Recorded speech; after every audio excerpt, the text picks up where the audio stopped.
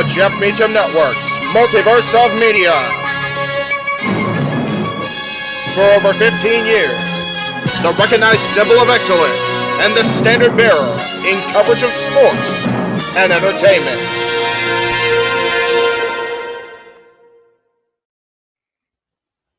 JJ, Jeff, you want to kick this thing off? Because I'm still trying to process everything here. Yeah, it's like, who wants to go first? Who wants to go first? Well, Come on in. It's open mic night with your host. you could maybe say there's really 4 topics, but it's split into 6. The Renegade, JJ Williams. The Sammy and Eddie Kingston thing, which one's the better smelling turd? And his panel of co-hosts. I am founder. We'll call me that for today since we're going with the Jeff Jarrett love theme here this week, according to JJ. The West Coast Professor, Jeff Meacham.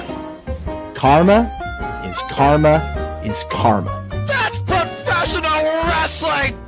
Damn it! The Simple Man, Noah Foster. It's showtime! Yeah! How you doing, JJ? How you doing, Jeff? James. Yeah. And the He-Man, James Hebert. Imagine Bill Burr, Joe Rogan, Paul White, the Baldies. There you go. It sells Oh, itself. God. Get in there. Short his ass and shit the bed. He's not Amber Heard. Give it time, JJ. Give it time. Now, I'm sure Jeff has some stuff that Dumb move. Just don't pull this bullshit again. You get one. Tony needs to stop caring about the ratings. Bradshaw said as long as the ads are in place, we're not going to lose that third hour. Real Honor does not have to be AEW Light. They don't necessarily have to coexist with each other. We kind of saw that tonight to a degree. Along with a panel of guests. He is no longer glorious. Don't you bring that up. You want me to rant about what my NXT used to... No, we are done here for the night. I swear, James. Because you never know who may show up for open mic night. I leave our company in the capable hands of an extraordinary group of superstars, employees, and executives. The first thing that came to my mind was, it's about damn time. Amen. I literally touched everybody in the state's trash. So it's horrible, you guys. Peyton's new thing is Dennis the Menace, but it's funny because she calls it Dentist the Medicine. And That's great. When Elliot Taylor came out and did Born for Greatness live, I was popping my pussy, having a great time. I didn't care. I was having so much fun. Sit back, relax, and enjoy the show. Fuck Bill Belichick.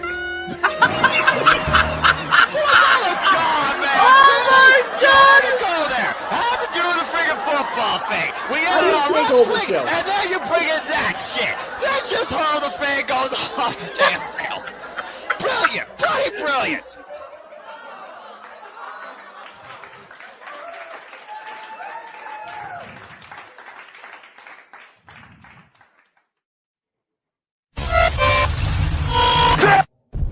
We're here. What is going on, everybody? Welcome once again to the Saturday night shenanigans that are open mic night. I, of course, am your host and moderator, the Renegade of Wrestling, JJ Williams. Hope everyone is having a fantastic Saturday evening. Let's go ahead and begin to bring the panel of misfits in. First of all, the man whose name is generally on the marquee, but it's not because we have this QR code, and he will explain that to you, of course. Jeff Meacham is here. Hey, how we doing on a Saturday, everybody? Good to see everybody. And I know you guys saw me last night. Some of you did anyway, so thank you for tuning in to the update. I know we got watched because I got some feedback from it. So, yeah, just I mentioned it really quickly, but had a friend of the family unexpectedly pass away not too many years after his father did. So we're definitely looking to help support Mike's family in this time of tragedy. So please donate if you can. If you can't, the code's there. You can share the code and share the link with everybody. The link's in the description for the show. Yeah, that's it's really all there is to it. It's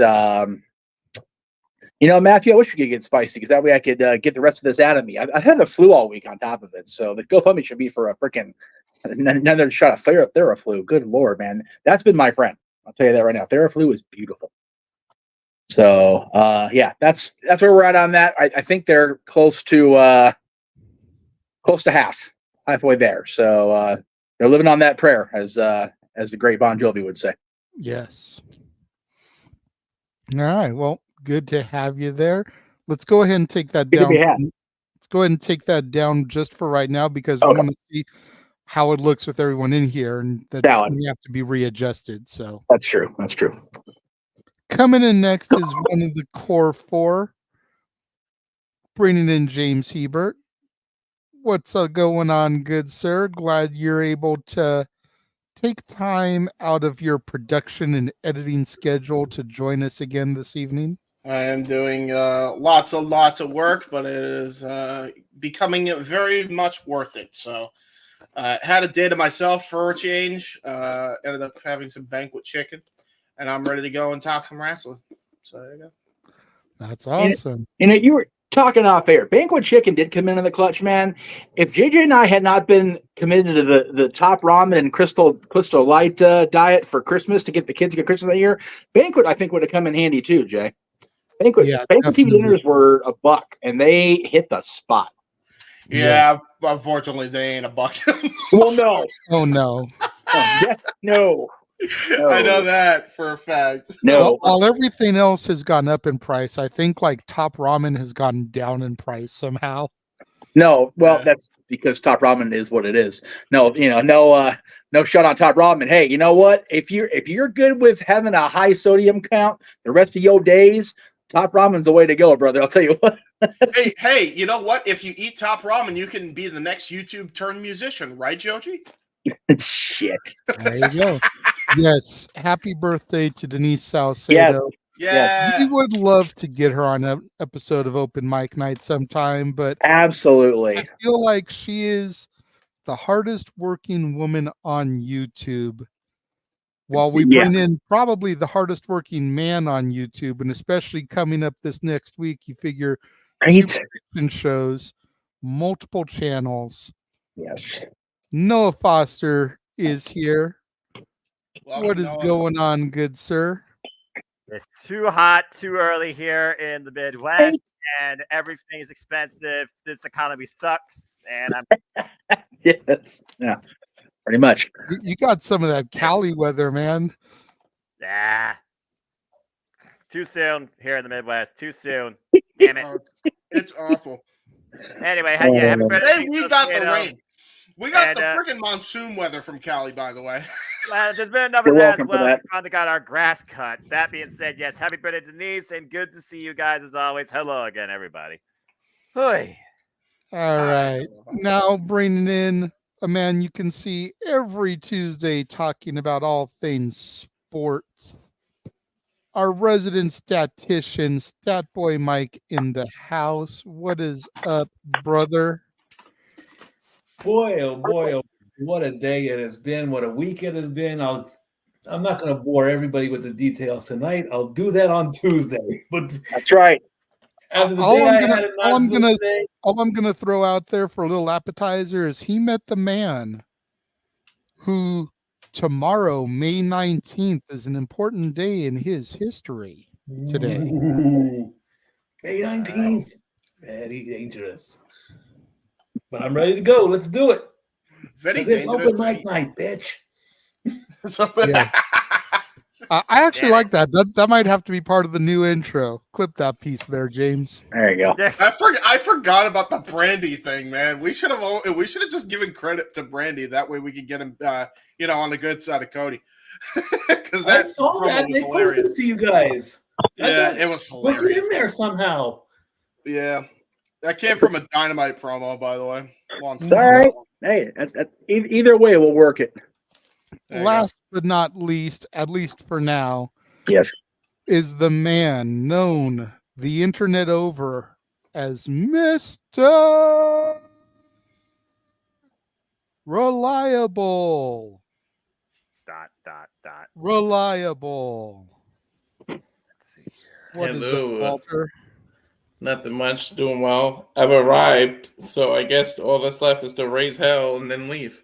There you go. Oh, sorry, just having issues here. So, internet's always an issue, especially when, for some reason, when I get sick, the internet just kind of has sympathy pains with me. Internet go boo boo. Yeah, they have big time.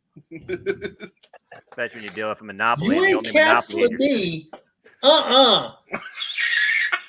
Do not respond to every chat, stat boy. Do not respond to every. Nope. All right. Before this thing goes off the rails, everybody calm down, take a chill pill. JJ, begin control your show. Why don't you go over the rules of etiquette to the chat and get this thing going with? There you go. Thank you. Thank you, Noah. Well, seems like first I got to go over the rules of etiquette to the panelists. Seriously. Once again, Scat Boy, and I know you've been told multiple Tuesdays on your own show, we don't usually address comments that don't have a super chat attached. If you have a question that you would like answered by the panel, if you have a topic suggestion that you would like us to discuss, 'tis better to super chat. And as the simple man likes to say, it is as simple as that. 'Tis better to super chat and get shot down like an idiot than to not super chat and get busted balls as well. That's right. Or some Shakespearean like that. Shakespeare more often rhymed. That didn't rhyme, but I admire your poetic etiquette, Jeff. Poetic etiquette. Not so much. I ain't got any left. Check, please. And apparently Greg Cherry has a massive guest coming to the brand next month. That's all he can say. Say no more. He can say no more. That's it. And if you know, you know. And if you don't, go watch the Beatles and help. Do some homework, bro. Yeah, that's right. Dig a little deeper than the Disney Plus offering. They actually have that, and they have the one on there, but not the right one. There you go. And if you don't do your homework, what are you, a fucking piece of shit? That's right. That's right. Goddamn, we miss him. Anyway. Yeah, true. All right. So let's go ahead and get started with the topics at hand for today. Yes, Noah is actually going to lead things on the first topic. Yes. Hopefully he did his research. Mm-hmm.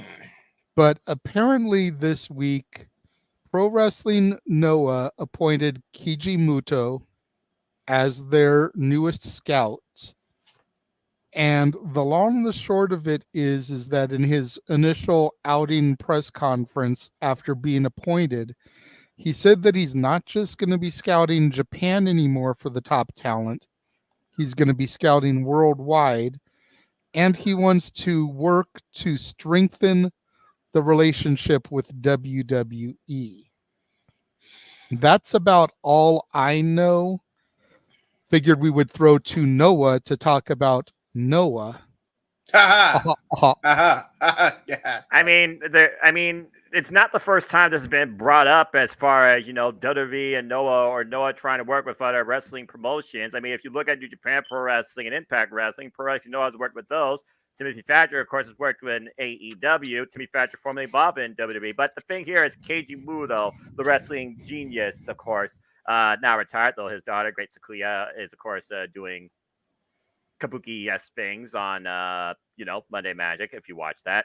Anyway, arigato, JJ. So, yeah, it's basically, strengthening the outlook of professional wrestling and wrestling relationships, where some of these companies in Japan, they're very private in what they believe their brand is and keeping its value. Hello, Rosario Gala. So it's interesting because Keiji Muto, of course, recently put into the WWE Hall of Fame, his alter ego, the Great Muta. But Keiji Muto is also one of those guys that can allow for global localization for WWE, where you really don't hear much about WWE exploring the Japanese market or Japanese territory. And with the fact that Rousey Ogawa, of course, has Julia, who might be NXT bound, it seems, And of course, Marigold, Rosie O'Gara's promotion, has been involved in Pro Wrestling Noah back on their last show, May 4th. It just feels like to me that WWE is trying to expand into the Japanese professional wrestling scene again. Of course, you all know from history a long time ago, it was All Japan Pro Wrestling they tried to exploit as part of their business relationships, and that fell flat. I don't know what they've done since Kazuhiko Nakajima and Charlie Dempsey for the Triple Crown. Kazuhiko no longer has that.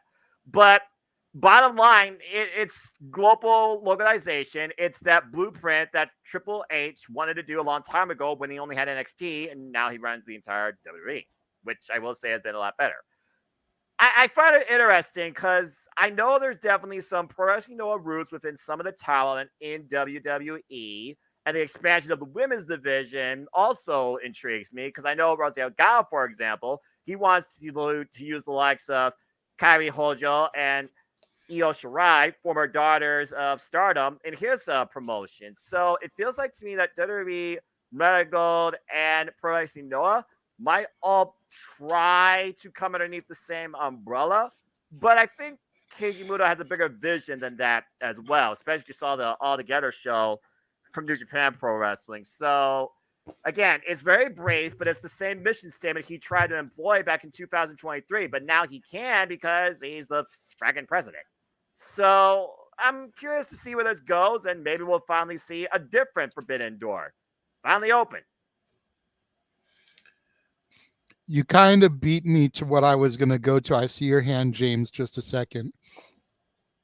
I wanted to just go ahead and address the elephant in the room here, and you kind of brought it up there at the end.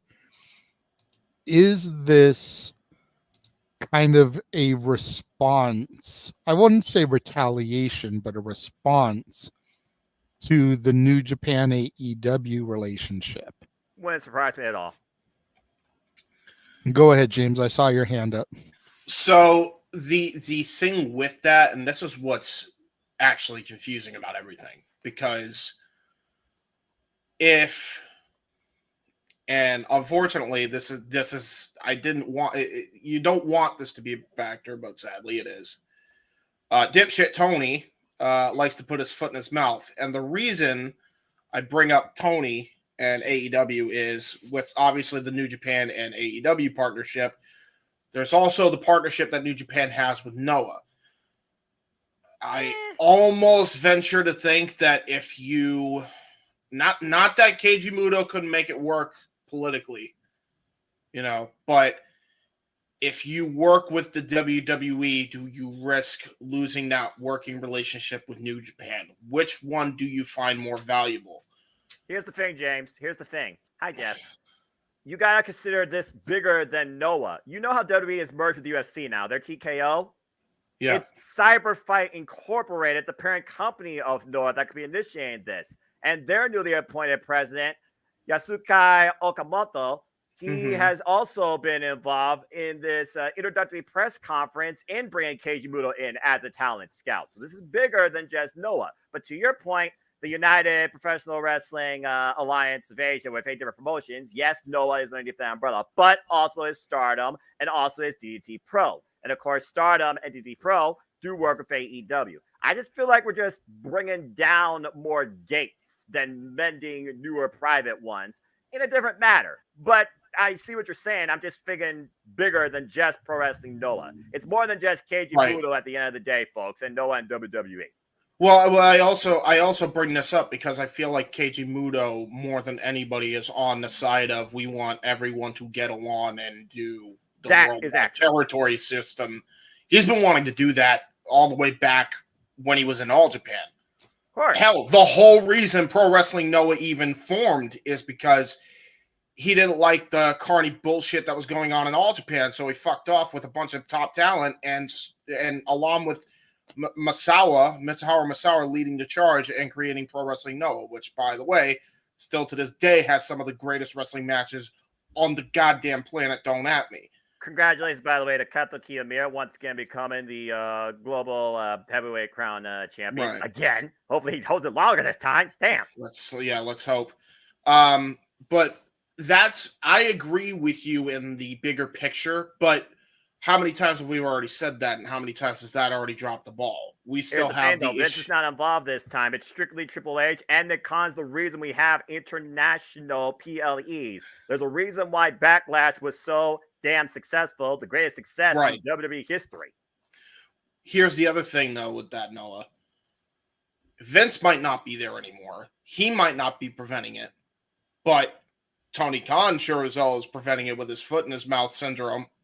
And you also have the Mexican promotions that still kind of can't get along.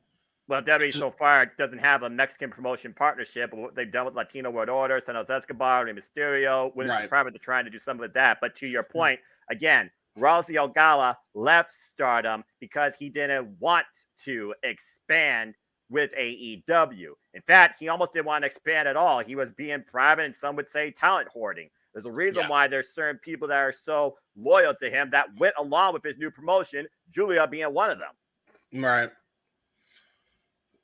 I mean, again, that's what I'm saying is like there's people that are kind of preventing it still because they still have that old mindset of every man for themselves instead of we can still be competitors and also work together, which is the healthier way to go about things.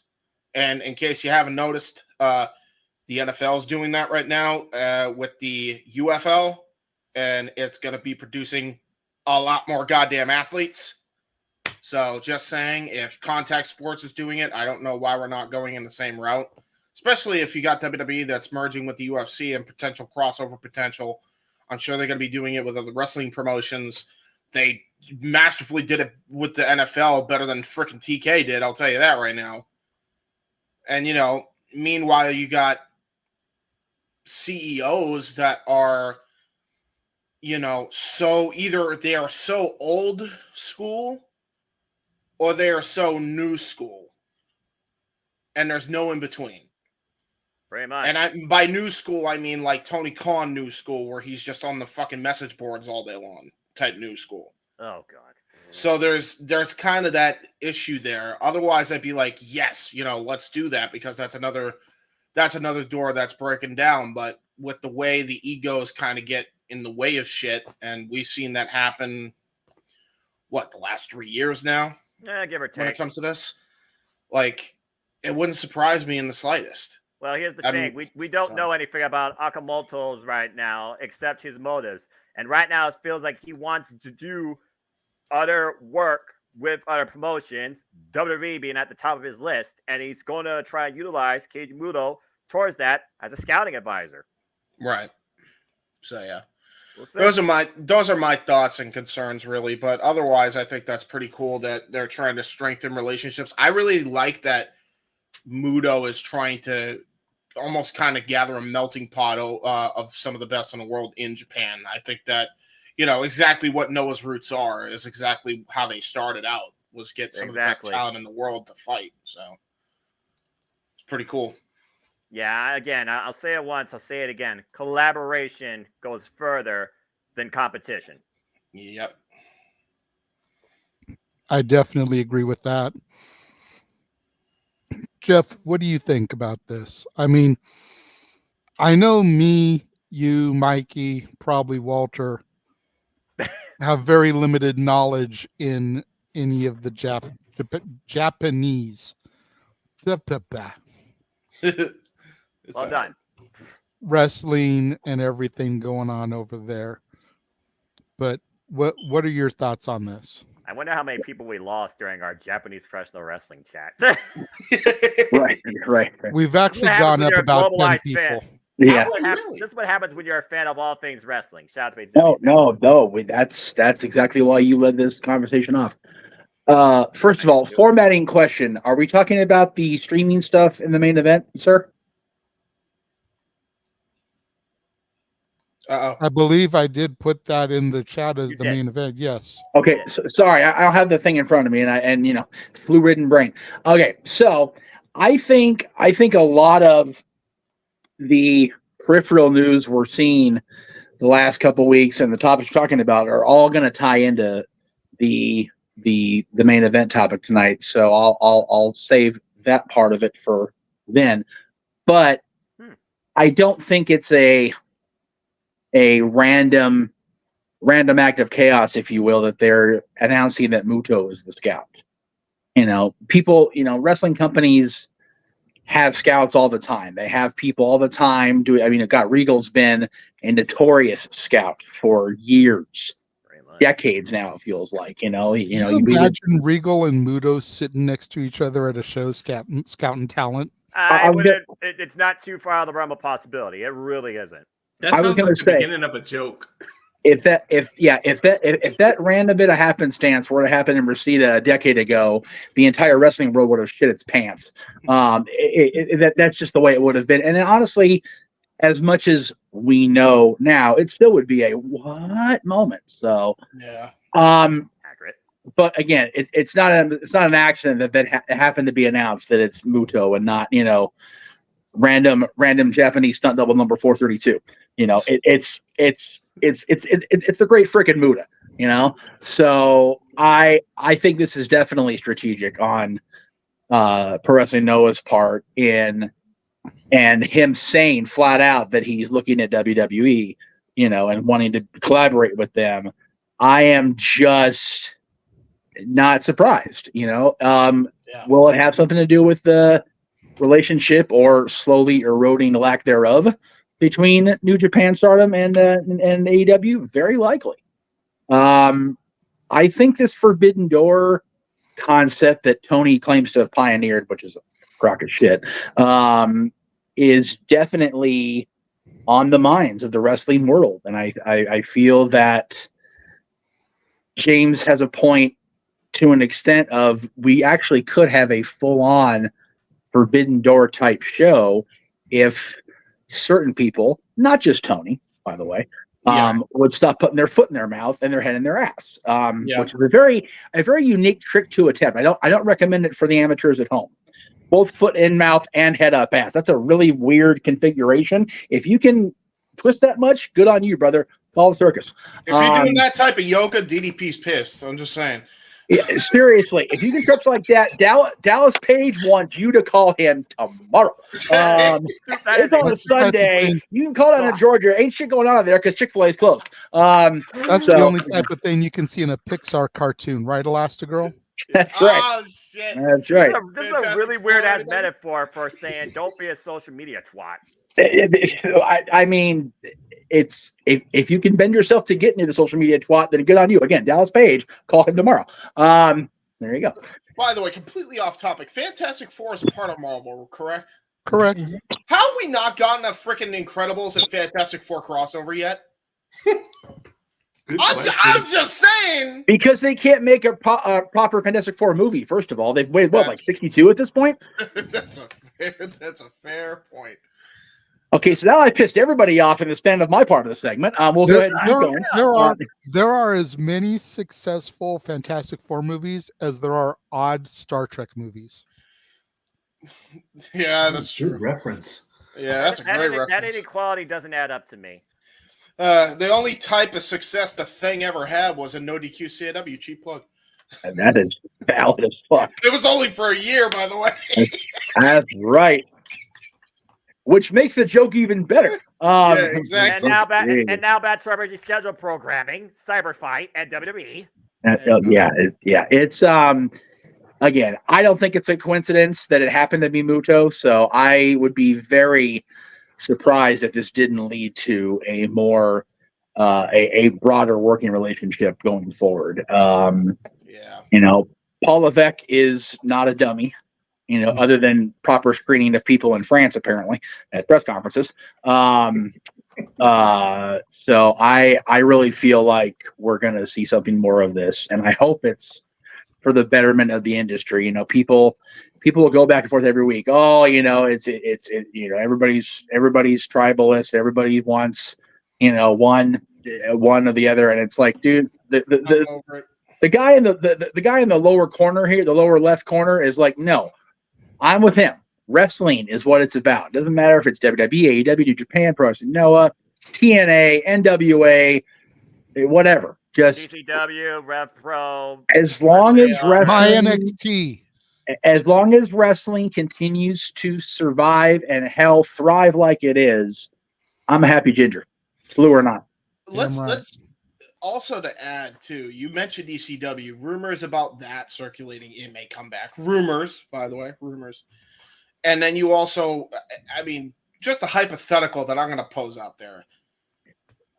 With the way everything's going on in combat sports lately, next thing you know, freaking TKO is going to announce that, hey, we're bringing Pride FC back. We're going to put that in. There you go. Fedor Emelianenko's coming back and better than ever. All I'm going to say is this. If ECW comes back and Durag McMahon is not the inaugural champion, I'm not watching. Because what would be more ECW, old school, like the real ECW, than modern day Durag McMahon? You think about as controversial a figure as Vince is these days? Tell me that's not OG ECW. Oh, geez. You know what, though? They never would do it, but I would love, I'm not even going to lie to you. I always thought Shane should have been the one to win the title. He makes sense with how much shit he's put his body through over the years. How did he not pitch himself as ECW champion? That's a fair point, actually. I don't know why he's never won that belt. And you know what? If they bring back ECW, first order of business, you give it to Dreamer, and then you have him lose it the night right of to fucking Shane McMahon. That's what you do. As long as he doesn't tear his quad. Let's hope. Hey, Noah. Remember we were talking about Kijimuto being the scout? You remember? Yeah, and then I remember. James went to Philadelphia, and JJ went to, what was that year that I don't want to talk about? So, yeah, Cyberfight, TKO, WWE Pro Wrestling Noah, Shinsuke Nakamura, Kijimuto, Paul Levesque, Akamoto. Okay. Hey, maybe that means Backlash next year will be in Japan. I got the Noah. All right, so whoever JD wants to do next. Can you imagine that? Stop that. What is wrong with you people? What? God damn. I thought it was just the flu. I'm like, am I reading that right? No, it actually is Matthew, no wonder you just watched that trivia. You're a sick fuck. I don't have the comments up in front of me because I'm working on actual stuff that actually is more, sane. So all right. That does it. I'm gonna read it then because he said, is it Durag Vince with the Gomez Adams facial hair? All right. So when we take the long break to promote James's uncle's documentary, I'm going to make that picture a reality. We'll do that after the break. It'll be a thing. Mike, okay. Mike or Walter, do either of you have anything you would like to add to this topic? Mike, I know you know very little about the Japan wrestling. I'm pretty much good on this one. I mean, you guys covered it. I mean, they can say the word Japan, but they can't say New Japan. So maybe this will probably be their two different companies. Yeah, I know. But I mean, you can say he's big in Japan, but the letters and New Japan. No, so I'm good. Walter. All I say is Q Nakamura push number 300 and Q Tokyo Dome WrestleMania rumors. Ooh, that would be fun. That actually would be interesting, actually. I'd be curious to see how WrestleMania would look and be filled out in Tokyo Dome. Since Keiji show was like one of the biggest ones since post-pandemic, his last love had more fans than Wrestle Kingdom that year, and that show was a month and some odd days after Wrestle Kingdom. Which Wrestle Kingdom was that? 17. That's right, because it was last year, February, that he retired. Yeah. You got to figure if they did Mania at the Tokyo Dome, Nakamura would have to be in the main event. Right? It makes sense. He has to. And EO has to have a good spot. Asuka might get her first WrestleMania win. Yeah, I would say let Asuka main event night 1 and let Nakamura main event night 2. Kana has no roots in New Japan Pro Wrestling, all right? You're going to have to really work something out there. But of the females, she's probably the biggest Japanese star that they have. True, but her distaste in stardom is very well known thanks to its former owner, and I don't know. Again, at the time he was all wounds, but different world. Egos are a thing. Real quick, I just want to correct Statboy on one point. Statboy, you know that WWE mentioned New Japan on multiple occasions, right? Even in the Vince era, JBL said multiple times that Brock Lesnar's a former IWGP World Champion. Okay, well, they briefly mentioned it, but they just didn't go into super detail like we do. How about that? That's fair, but they don't. But they have mentioned it. Okay, shows how much I remember. But New Japan, James, IWGP, here's the thing. For a casual fan, may not realize that the IWGP Championship is the New Japan Championship. International Wrestling Grand Prix, for those that don't know what IWGP stands for, where the I is slightly bigger than the other letters. The average Southern fans, You listening. figure, the WWE Championship is for WWE. The WCW Championship is for WCW. The AEW Championship is for AEW. The IWGP Championship should be for a company called the IWGP, not New Japan. Yeah, that's fair. I don't know why they did it like that, but So I'm just saying, to a common fan like Mikey, he may not even make that connection. That's fair. And Tony had a different mindset, James. Let's just leave it at that. Yeah, there's also, the average Southern fan. I'm not talking about Mikey, but just the average Southern fan is probably listening to IWGP. Is like, what the hell is that? Is that some Mario Kart bullshit? Well, especially when you figure the GP is Grand Prix, they think they're going to get the Mario Kart 64 shit. Exactly. Or some NASCAR where they're making a left turn.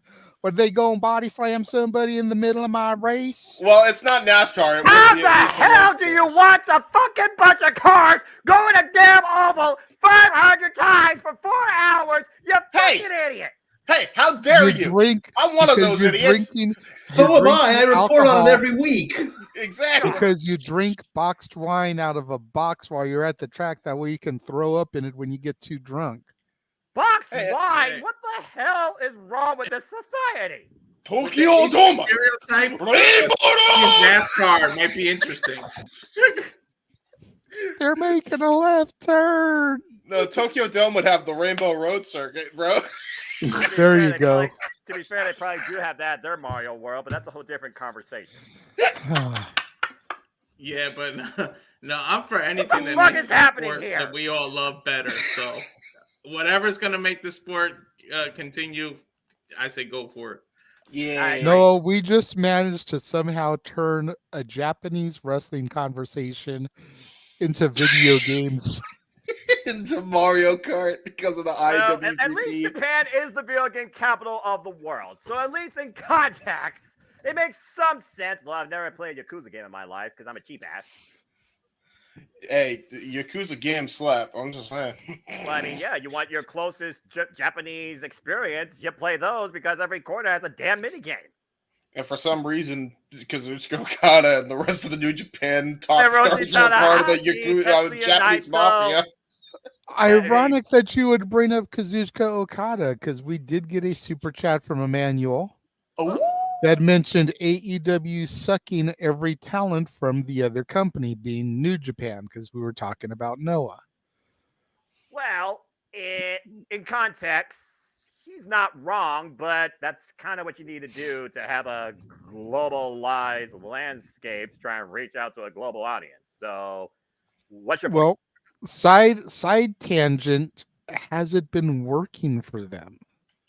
And before you quickly answer, let's really think about it. Takeshita recently gave an interview saying he's not having fun in AEW. Dude, that broke my. Jay White has been doing fuck all. Yeah. Okada is only relevant, if we're being honest, because he's teaming with the Young Bucks. Which sucks because it should just be him by himself because he's one of the greatest wrestlers of all time. James!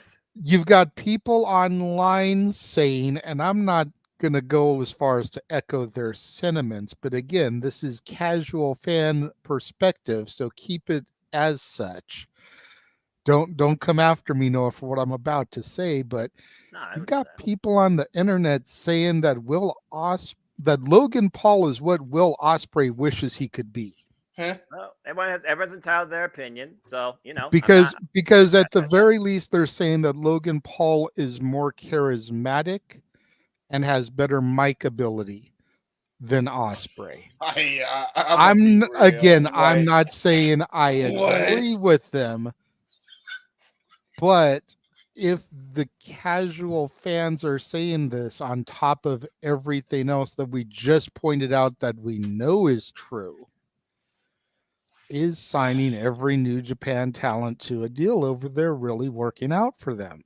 In context, because you're looking at the casual audience, I'm not going to be one of those idiots that don't understand that. No, of course not. For a casual, you have to make sure that's somehow relatable. The only reason people knew fuck all about Tama Tonga is because he's part of the bloodline, for example, to your point. So there's an approach towards everything, and the approach AEW is doing is for a knowledge base of known versus trying to teach the unknown. I will not deny that. I will say it is odd that they do it the way they do it. So I won't deny that the AEW's had their ups and downs with that. But the only one they've actually done right by so far, at least, is Ospreay. To an extent. I mean, at least he's going to compete for a championship. At least he's on his own, kinda. He's like a baby face in the company. He's like one of the top stars there. He's been exposed enough where everybody pretty much knows kind of who he is. And listen, I understand this is casual fans' perspective.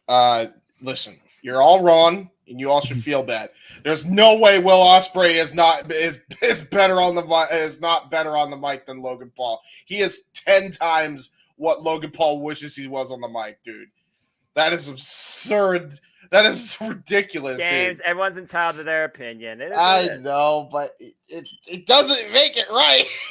Opinions aren't supposed to be right. They're your thoughts. I know. I'm kidding.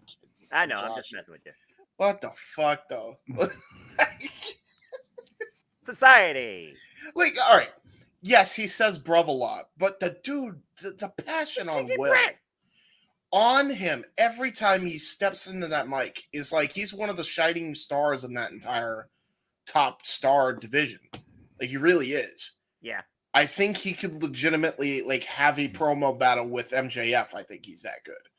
Because he's got that would be interesting to see. I'm not gonna lie. Because like he's got how do you say it? Like, and Walter will know what I'm saying with this, but he's got like that Conor McGregor-esque flair to him every time he talks. He really does. Which ain't a bad thing. It ain't a bad thing. Just don't go throwing a stool into a fucking bus. Oh no. He rides the line of cocky and confident very well. He really does. He's a likable guy, but he also is a dickhead. And people pretty much look at that from both sides. So it's like MJF, who has endorsed as our scumbag. So there you go. Noah, can you do me a favor? I know you're doing something. Can you look at your screen? Why would I look at my screen right now when I'm trying to... Just look at your screen. Really, Jeff? Really? This is why the internet is the worst thing imaginable. Good job, bro. God damn it! This is the flaw with the world and why our nation is where it's at. No, you're doing it wrong because it's Vince. God damn it! No. I did it right, but only the top row really gets what I did. So no, I got what you did. So I did legitimately have a phone call, but it only lasted about a few seconds, and I went, well, since I've got time. There's better things to do with time than that. Yeah. Hey, you know what? I liken my current week to when we interviewed Bobby Heenan back in 2003. You sit on your couch, or in my case, sick bed for a week, watching nothing but soap operas and wrestling, you'll go nuts. Yep, you find a way to entertain yourself. All I have to say to that picture is Hulk Hogan. Hulk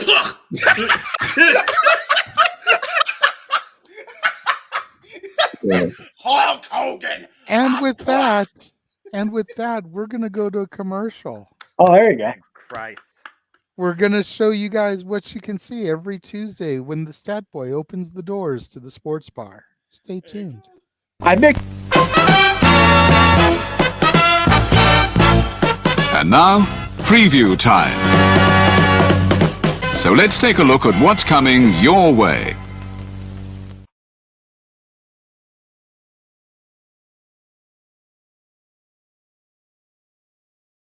You ever wanted to come into a sports bar where the barkeeps know their game?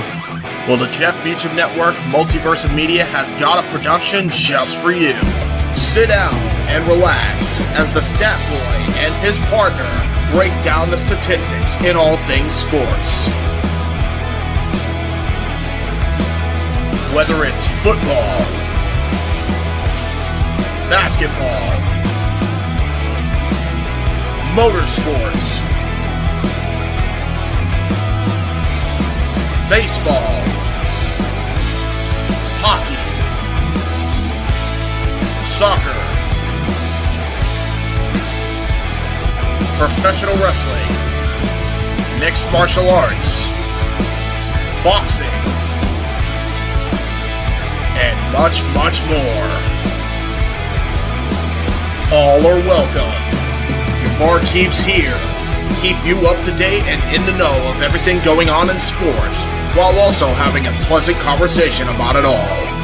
Your host and owner of the bar, Stat Boy Mike.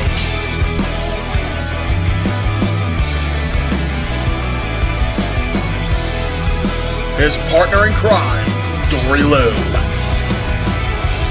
And a host of other guests coming in. The food's hot, the seats are warm, the drinks are ice cold, and the sports talk is plentiful. Cassidy 18 Studios presents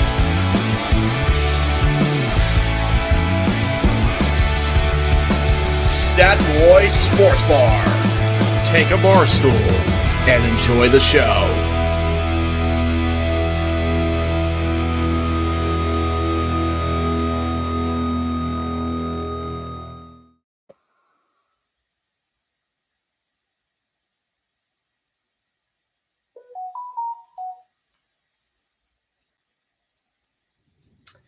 Usually, I like to give you guys a teaser at the end when I go to bed on Saturday nights. But I'll give you this appetizer because of this.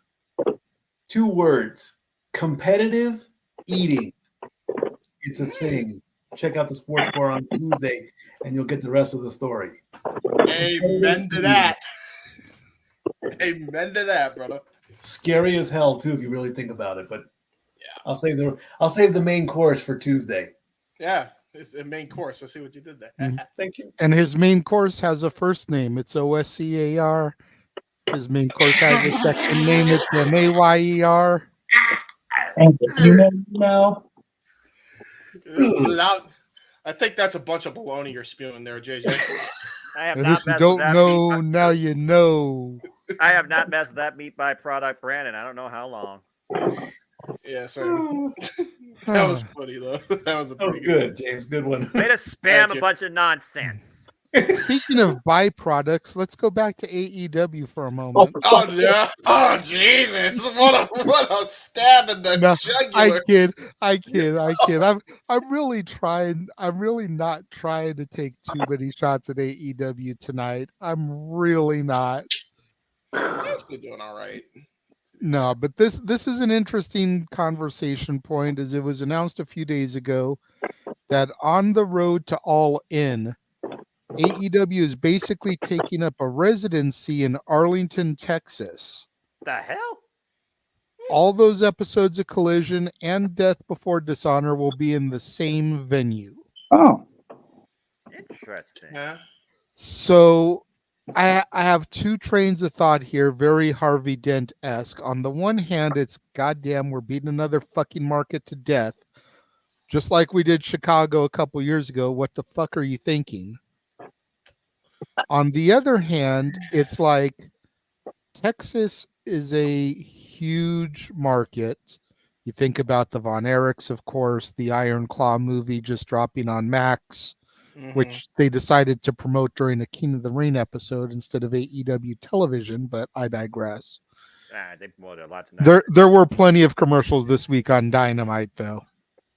And tonight, but you think about that, and you think about what a transit hub it is in Dallas Fort Worth Airport and everything.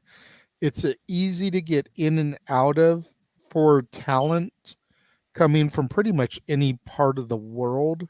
Yeah. Dallas Fort Worth is kind of like LAX, kind of like Kennedy.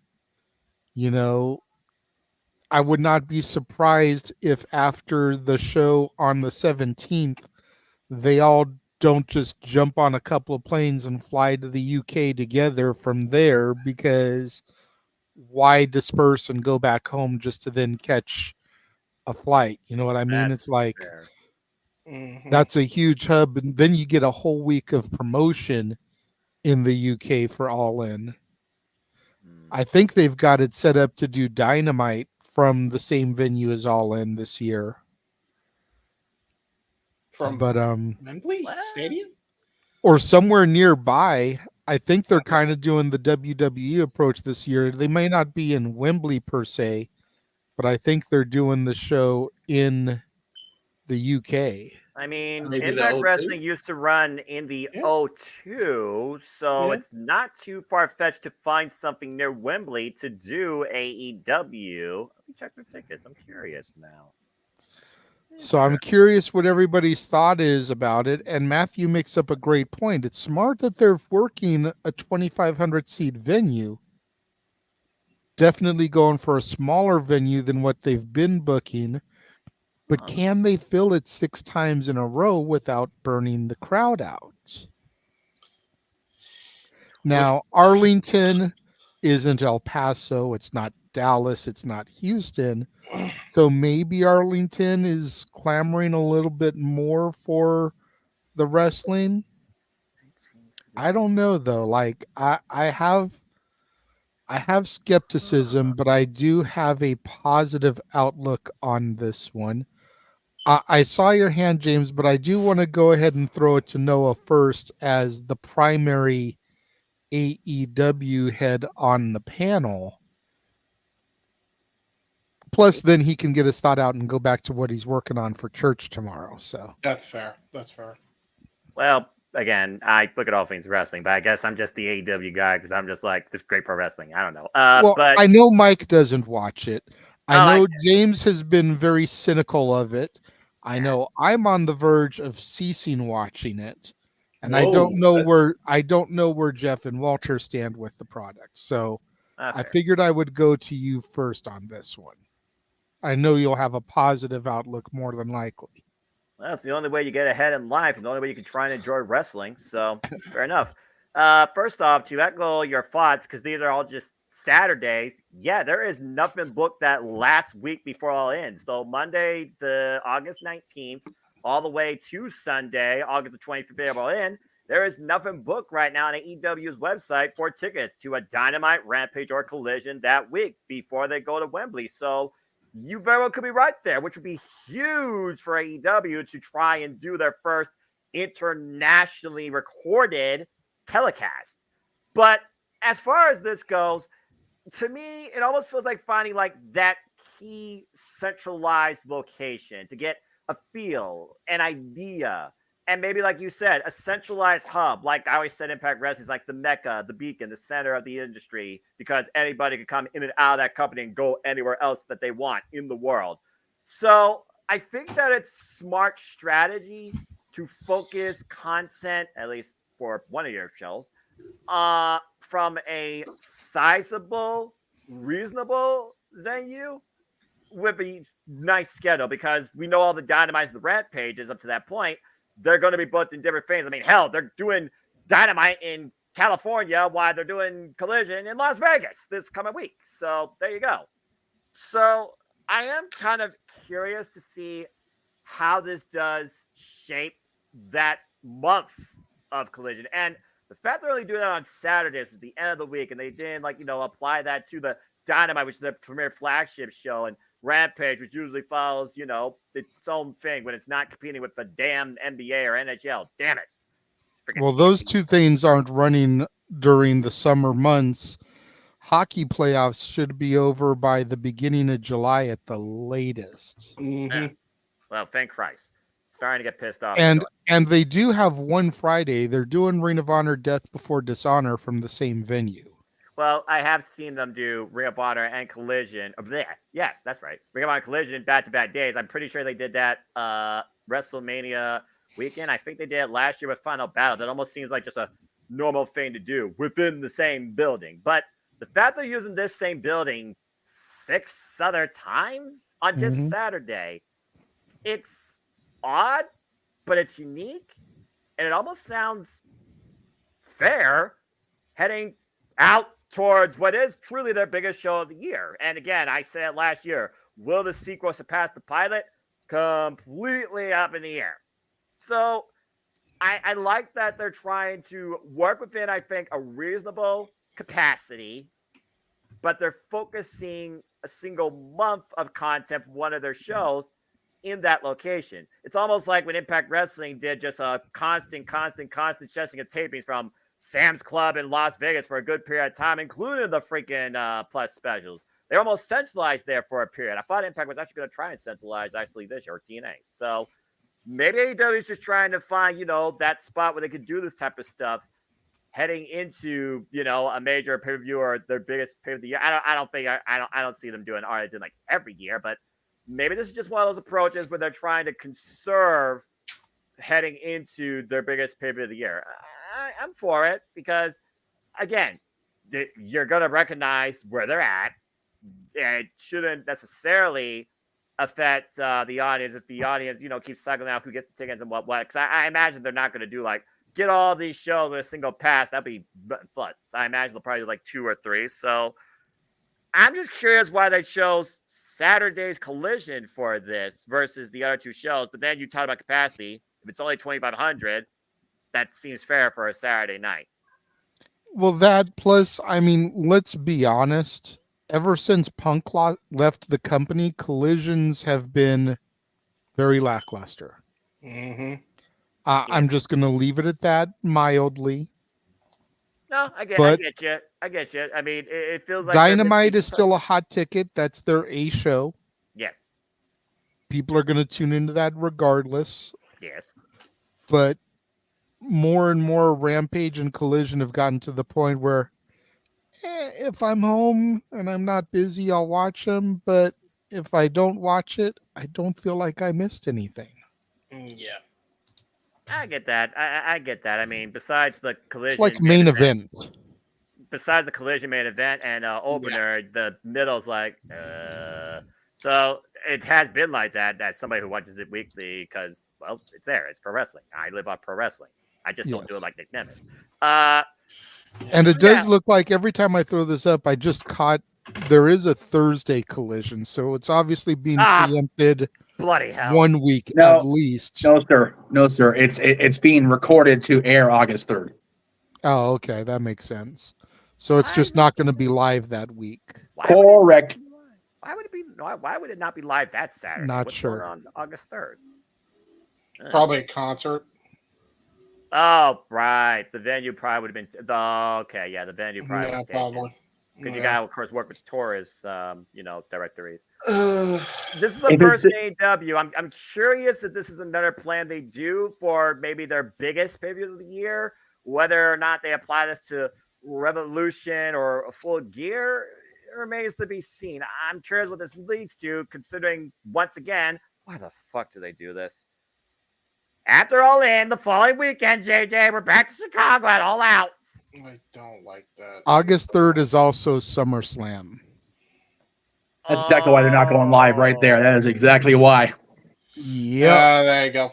Go live, tape it on Thursday, air it as competition, but not worry about drawing fans to the arena. While SummerSlam is going on in Cleveland. That's fair. I completely forgot. There's too much damn wrestling to keep up. So wait a minute. That means Tony Khan actually did something intelligent. Cheers to you, TK. Well, Yeah, if only he would do that most of the time. All right. If Noah has nothing else on this topic, we'll go ahead and throw to you, James, because you did have your hand up. You did seem to want to speak, but like I said, I wanted to go to Noah first here. I'm optimistic to see if this applies to their Big Four, and does it help with really pushing pay-per-view sales forward or interest. So let's see. Maybe it's less stressful on the town. Maybe it's less stressful on the town as well when it comes to traveling. I actually think it would be a good idea, depending on how this goes for them. I think it would be a good idea to do a residency like this around their Big Four, even Big Five if you count Forbidden Door, in the central hubs. Do a residency in New York, do a residency in LA, do a residency maybe in St. Louis. You've got that market. Right. Yeah. Do Texas, and maybe do a residency in Canada, and you can do the Owen while you're during the residency in Canada. Which is interesting because he's announced nothing about either Owens this year, and I imagine that will be announced at Double or Nothing. More than likely, knowing Yeah. TK. If it's even, let's be honest, if it's even still an opportunity for it to be happening now that Punk is gone, because we know now who probably made that deal. Well, Forbidden Door is at the end fair. of. Yeah, true, but Forbidden Door is at the end of June also this year too, unlike last year, and they did the Owen in July through Canada. Yeah, it's weird. All I'll say is this, and I don't think this is necessarily a bad thing for where they are right now. But depending on where you stand on the fence, you may consider it a bad thing. But here's my thought. Get used to this. You're going to be seeing a lot more of this residency stay for survival. That's exactly why they're doing it. There is no other reason. This is why they're doing it. There is no guarantee that Warner is happy fully, and they're not bullshitting TK the entire time. I think especially after his recent escapades with the NFL draft and calling WWE the Harvey Weinstein Company, insert foot, put in own mouth fucking syndrome he's got going on lately. I still don't understand what that meant. Yeah, it's good that you don't, put it that way. And it's just, it's not a good look. That I think a lot of people have changed their tune, including the people at Warner. And I'll be real with you. If I'm any company executive, I'd be firing him on the spot. I'm shocked he's still employed by the Jaguars after the shit he pulled. Genuinely. I'm shocked he's still employed. I'm shocked he's still employed by freaking Fulham FC. Although I'm sure they don't really give too much of a shit as opposed to NFL, who actually has a working relationship with the WWE, but I digress. Now, the good news is if they do end up getting a television rights deal and they keep the same deal that they have gotten and they just don't increase it, then they continue with this and that saves them money. So that way they don't have issues with traveling. Then they could just travel to a town every month as opposed to going from city to city every week. And then you risk burning out the market less.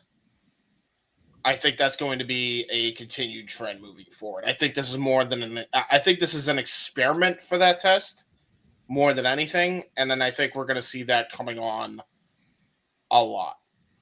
I think that's what's going to happen. So that's just my thing with that. You could look at it either way. You could look at it in a bad way or a good way. It really could go either way at this point. Like any decision in the friggin' wrestling industry or anything. Yeah, really. So that's my thoughts. Okay. Very quickly before I throw to either Walter or Mike, Noah, check your private messages from me. Don't read it on the air, but I just gave you a little cliff notes about Harvey Weinstein. There you go. Okay. Walter, what are your thoughts on this? Yeah, Texas is a big wrestling state, so I get like why they did this, but I think this is purely just a financial thing. It's to save money. Let's face it, in this economy, even if you are stacked with money and everything, traveling is expensive. So to have them all in one central hub, and then before you do your big pay-per-view to go to the UK, like you were saying, to have them all do that slash cost for the company, and I think they're starting to, they signed too many people, they have too much things. So Tony Khan was just spend money. He kept saying during the pandemic he wouldn't release people, so he's got all that still on the book. So in a way to cut costs, I feel like that's why he did this. So it's a smart thing, and I know it's weird for me to give Tony Khan some credit for something, but I think this is purely just from a company business point. This is just financial. It just saves the company money. That's all I feel like this is. I agree with you, and that's not necessarily a bad thing. Again, that's why I think they should do it. Mm-hmm. And especially when it comes to Collision and or Rampage, if they ever decide to do anything more with that, like I discussed, maybe making that a female show. Collision just ain't selling out houses. It's a Saturday night. People are out. They're having dates. They're at concerts. They're at movies. They're at a million other things as opposed to seeing Bounty Hunter Brian Keith versus whoever the hell he fought tonight. No disrespect. I like that dude. He actually reminds me of one of my old buddies. But it just, no one's going to go and fill up a 1,500 seat arena to see that. Mm-hmm. But a 2,500 seat arena, and you figure, they've been drawing maybe 3,000 to 3,500. Then Tony Khan and Tony Schiavone and all of them can announce, we had to turn fans away at the door. Yep. You're able to put a spin on it to make it sound like you're so popular. We couldn't even have people in the building. We had to turn people away. Now all of a sudden, Collision is the hot place to go. You want to make sure you get your ticket for it when they come to your town, because we're turning fans away. It's so good. Mm-hmm. To a certain extent, it's false advertising, but it's smart because they're not lying if they're actually selling 2,500 seats and 3,000 people are showing up. They're not lying technically. I think what exaggerating. I think what makes this sad, to add to your point, though, JJ, is like that's exactly how you could look at this in a bad light, because they didn't need to put a spin on shit. The most diehard AEW fans back then, when they were on their highest of high, which were me and Noah, I've fallen the fuck off for obvious reasons, but when they were on their high, there was no bigger defender of this product than me.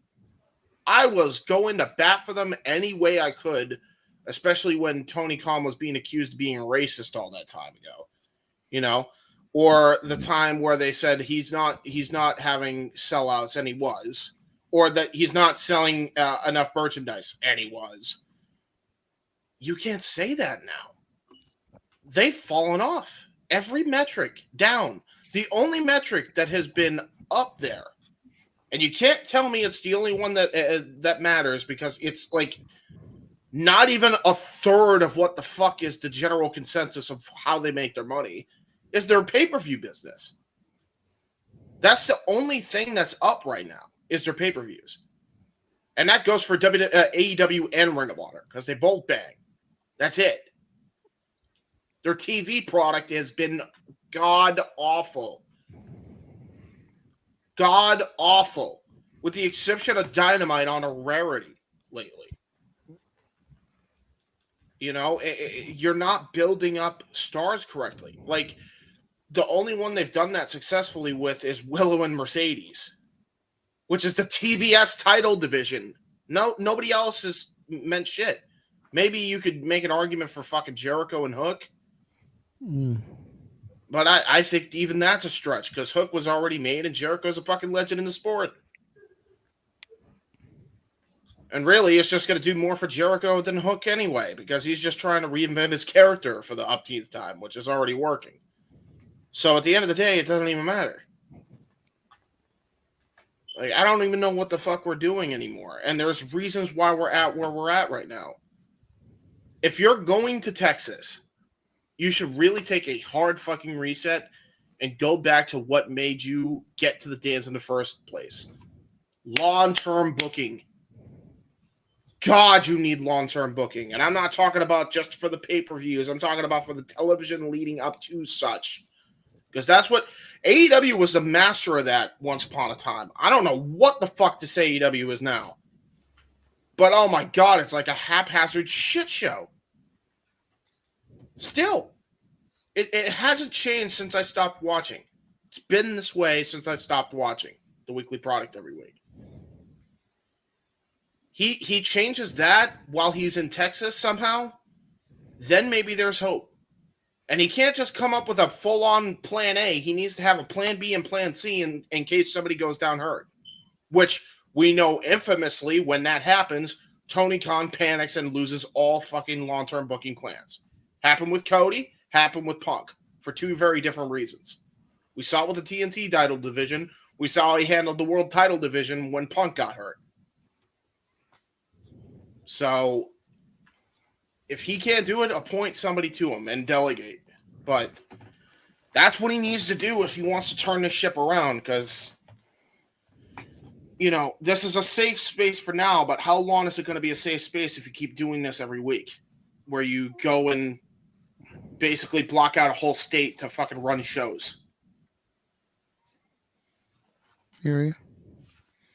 So, before I throw to Jeff, Noah, without going too much in depth, do you understand the comparison Tony Khan was making now? People really need to learn to think before they act. Amen to that. So, Mr. Meacham, do you need a roll of 2-ply for the shitstorm you walked back into? No, as a matter of fact, I just came back from dropping a full Corey Perry, so I'm good to go. You should have called it a full Tony Khan. That's okay. JJ knows what I'm talking about, especially after tonight's game.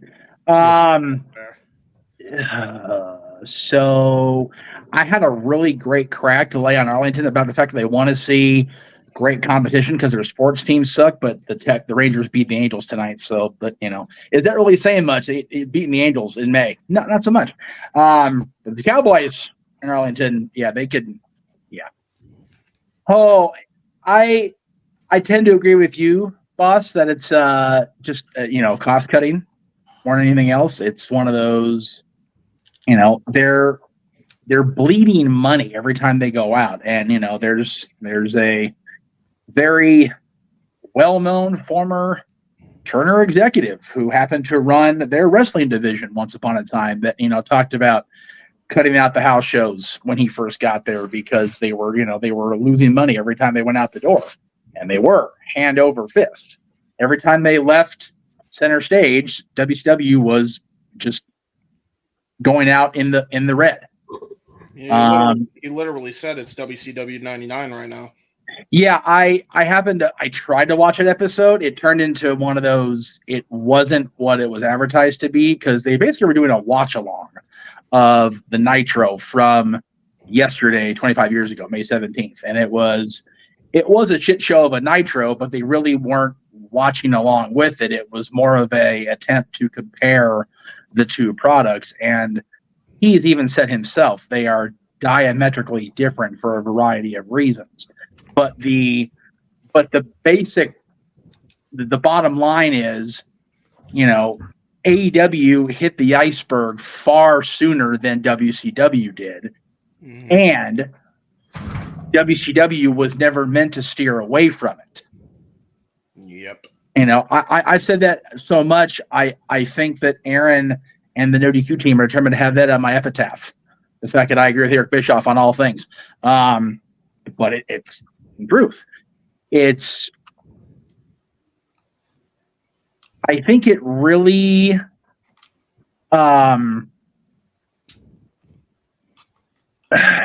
I'll look at that later, Mikey. Thank you. I got distracted. Give me a second. I'll get it back. With Collision, I assume you're talking about. No, I was Eric Bischoff. Thank you. Damn. Tony had the opportunity when AEW launched to be an alternative brand, and they're not. They're just a. And I forget what I think it was you, JJ, that made the point of, Collision is definitely not must see TV. Must view programming. Destination programming. There it is. Jesus Christ. I still at least make the attempt to DVR Dynamite, because I know that's going to have relevant build to the pay-per-view. And if I miss Collision, or hell, great example, I watched the Stanley Cup playoff game tonight instead of the 3-hour block of AEW. Now, granted, I still fell asleep because I was tired off my ass because I've been so damn sick, but I still made the decision. I could have watched, very easily could have watched both, because I have two separate TVs in here where that way I can get, more things accomplished. But I didn't want to watch AEW. I had no interest in it tonight. So them moving to for lack of a better term, a host venue, almost a studio wrestling type setup, where they can have the same type of audience week in and week out, building up to what has essentially become their biggest show, might not be the worst thing. I think if they go with the idea that's been kind of run around the room here of doing that with all of the major shows, I'm talking, like you said, Revolution, Double or Nothing, All In, Full Gear. Thank you. I was going to get there, but I was trying to see Forbidden Door Canada, and I guess it kind of sort of does, but not really. But definitely I would have the Forbidden Door residency be the Canadian residency, since it's the international, Yeah. And to the point that was made, if they're actually going to go through with the Owen, then that's the way to do that. What they did last year with the Owen. Right. But I think having that core area of audience does you good in a couple of ways. One, it, smaller venues, can lead to the spin that your dad was talking about while I was otherwise entangled. The other thing is you can gauge a particular area and kind of get more of a, it's going to sound way too scientific than I mean it to, but like when you're conducting an experiment and you have a sample product, like in a dish or whatever, and you're trying to gather the data, you can gather it easier if it's a smaller concentration. I'm not saying that people on Texas are going to be representative of the entirety of the country, but if you get a rotating audience, but still the same area, you may get different responses. It could happen across the country. It's one of those, I feel like AEW is throwing shit against the wall and trying to make anything stick at this point. It's Texas. It's hot. Things are going to stick to the wall. Shit's going to stick. It's hotter than fuck down there. So maybe they'll get a better idea of what to do going forward.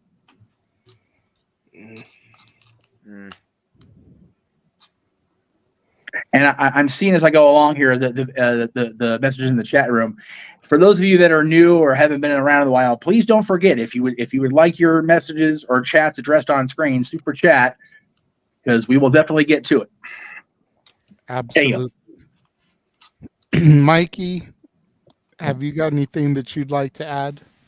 Being an avid non-AEW watcher? It's almost like, it sounds like AEW is trying to grasp at straws other than throwing stuff at the wall as well. I mean, it's I can agree. It's all about, money, merchandising, marketing, all that. There's a lot of sayings down in Texas, God, family, football, and wrestling. That's a popular thing in Texas. You go back like you said, the Von Erich days. But the only thing I can really think of is at least the shows are spread out.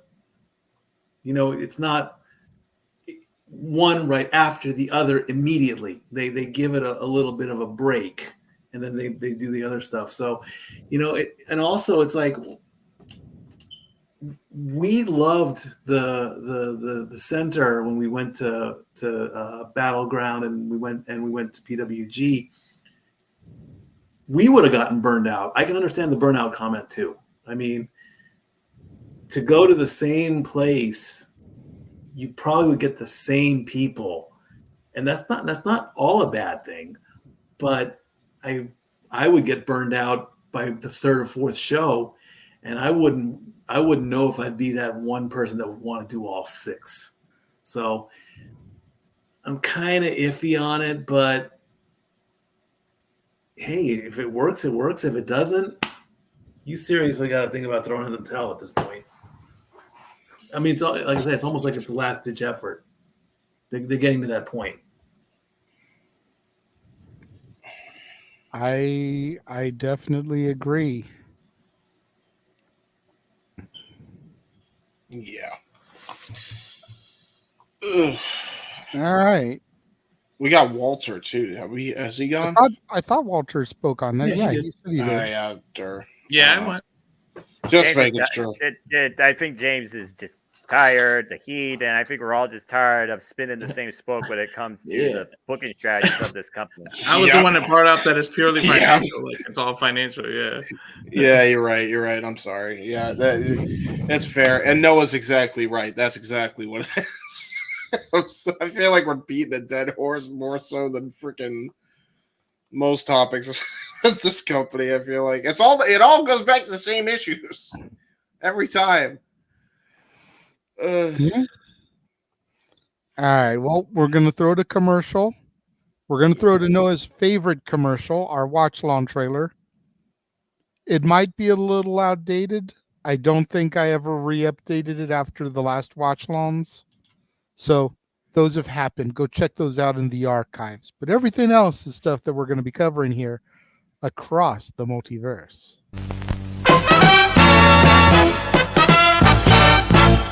And now, preview time. So let's take a look at what's coming your way.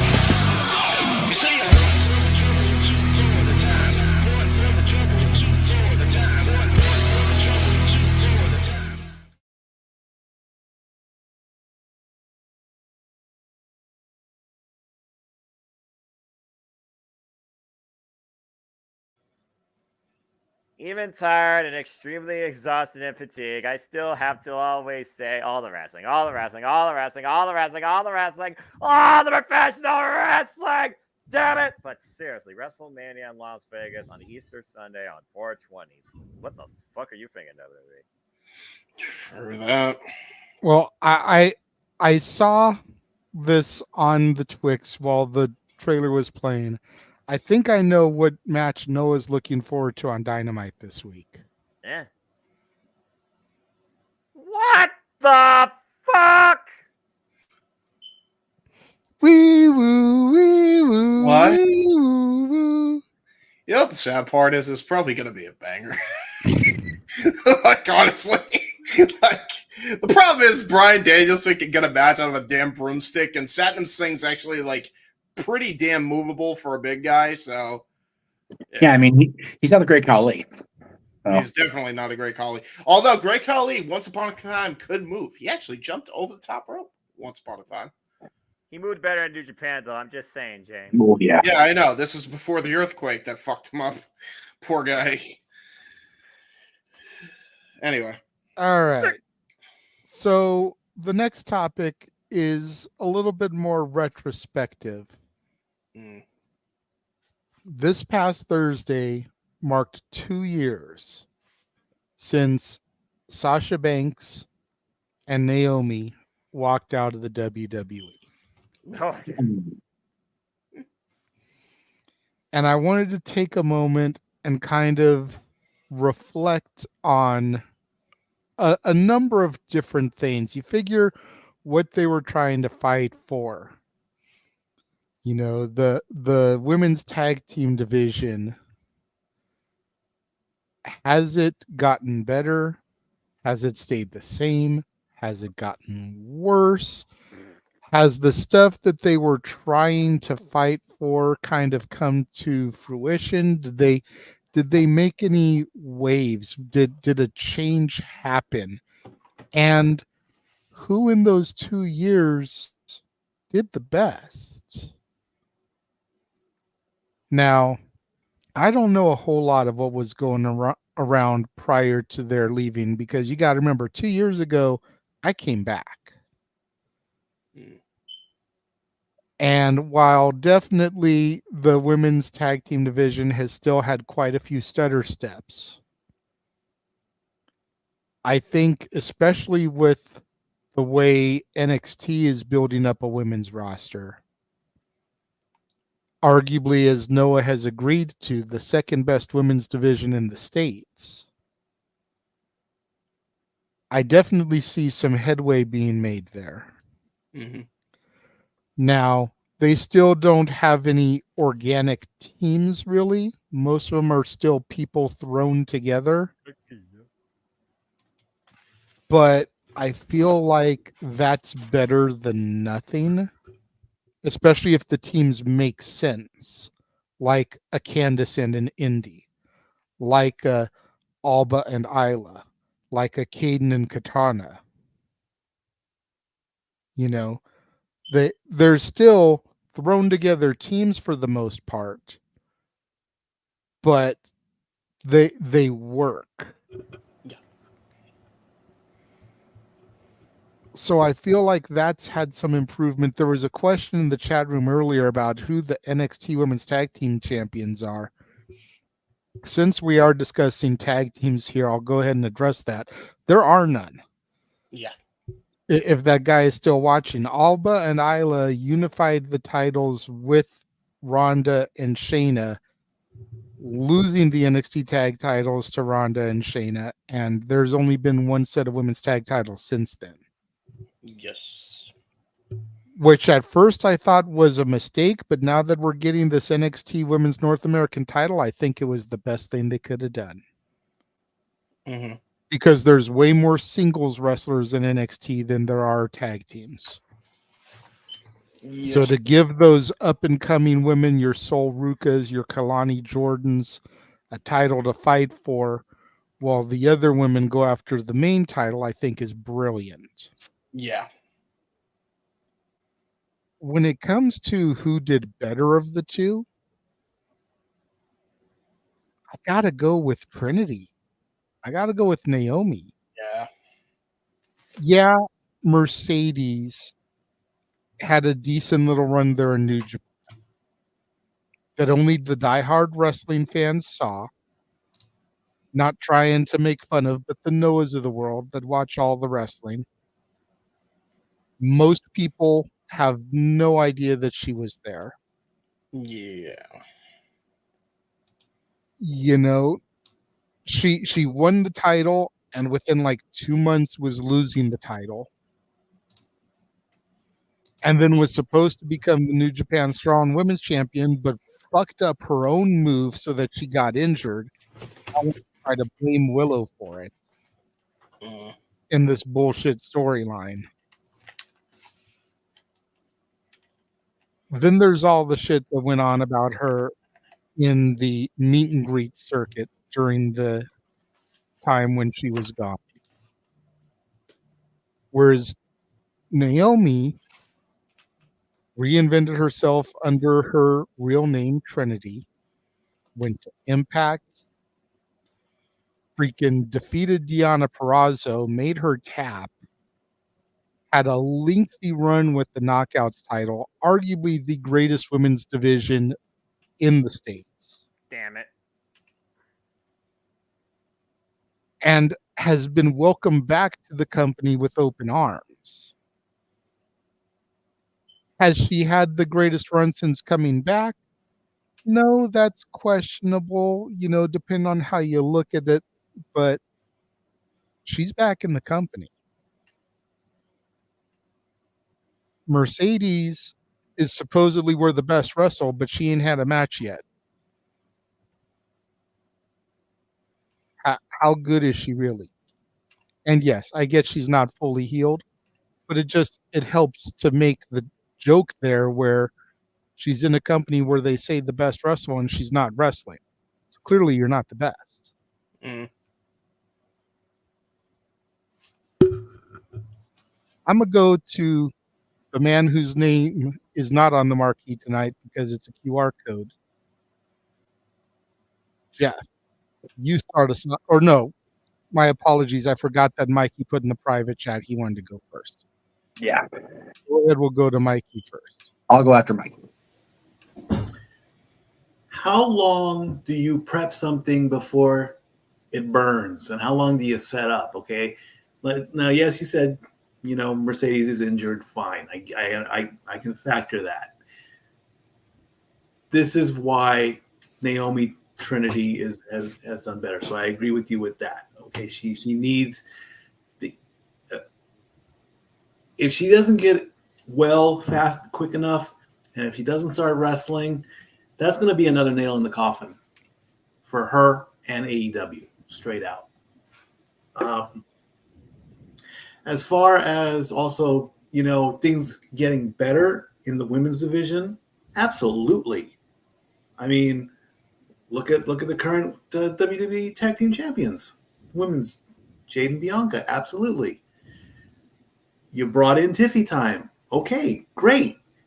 Keep going with it. You've got all this talent. What happened with the Impact stuff with Jordan Grace? If that was a one-off, I have a problem with that. That should have kept going. I would have loved to see that continue. I mean, it's been 5 months since the Royal Rumble, 4 or 5 months. So let's continue that option. You're wasting one talent somewhere else. Others are flourishing. I'm turning the dial up on Jade. I'm very happy for her now. She did a great job this past weekend. If you haven't seen SmackDown yet, great storyline, great match. Things are working for them now, and it's great. But keep it going. Don't stop now. Let it go. All right. Before I throw to Jeff, I feel like I need to address Mikey a little bit. As much as I love Bianca and Jade as my tag team champions, it's still another example of a thrown together team. Right. I understand that. It's working, but it's still another thrown together team where we need more the Rockers. We need more the New Age Outlaws, the Acolytes. We need these type of teams for the women. As far as Jordan Grace, what do you want? Do you want her to be popping up weekly? Even AEW doesn't do the Forbidden Door every Dynamite. They do it once a year. This is the second time a reigning Knockouts women's champion appeared in the Rumble. And there's still a lot of Twitter banter going on where we could potentially see Jordan Grace versus Natalia at Slammiversary, where Natalia would then do the favor and go to the TNA pay-per-view. Sounds good. I like it. But you don't want to do that every pay-per-view. You don't want to do that every week. It needs to be a special event. Agreed.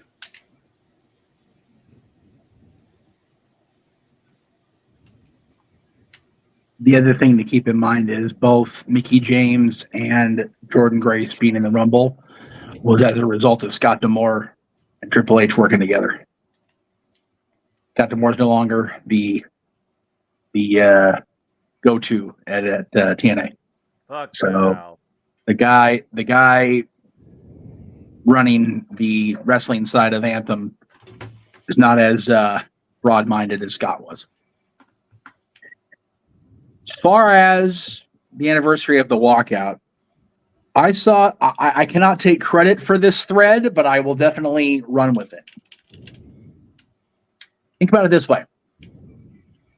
They walked out, so it was 2 years. That would have been 2022. Around the same time, Punk was quoted as calling for workers' rights within the industry.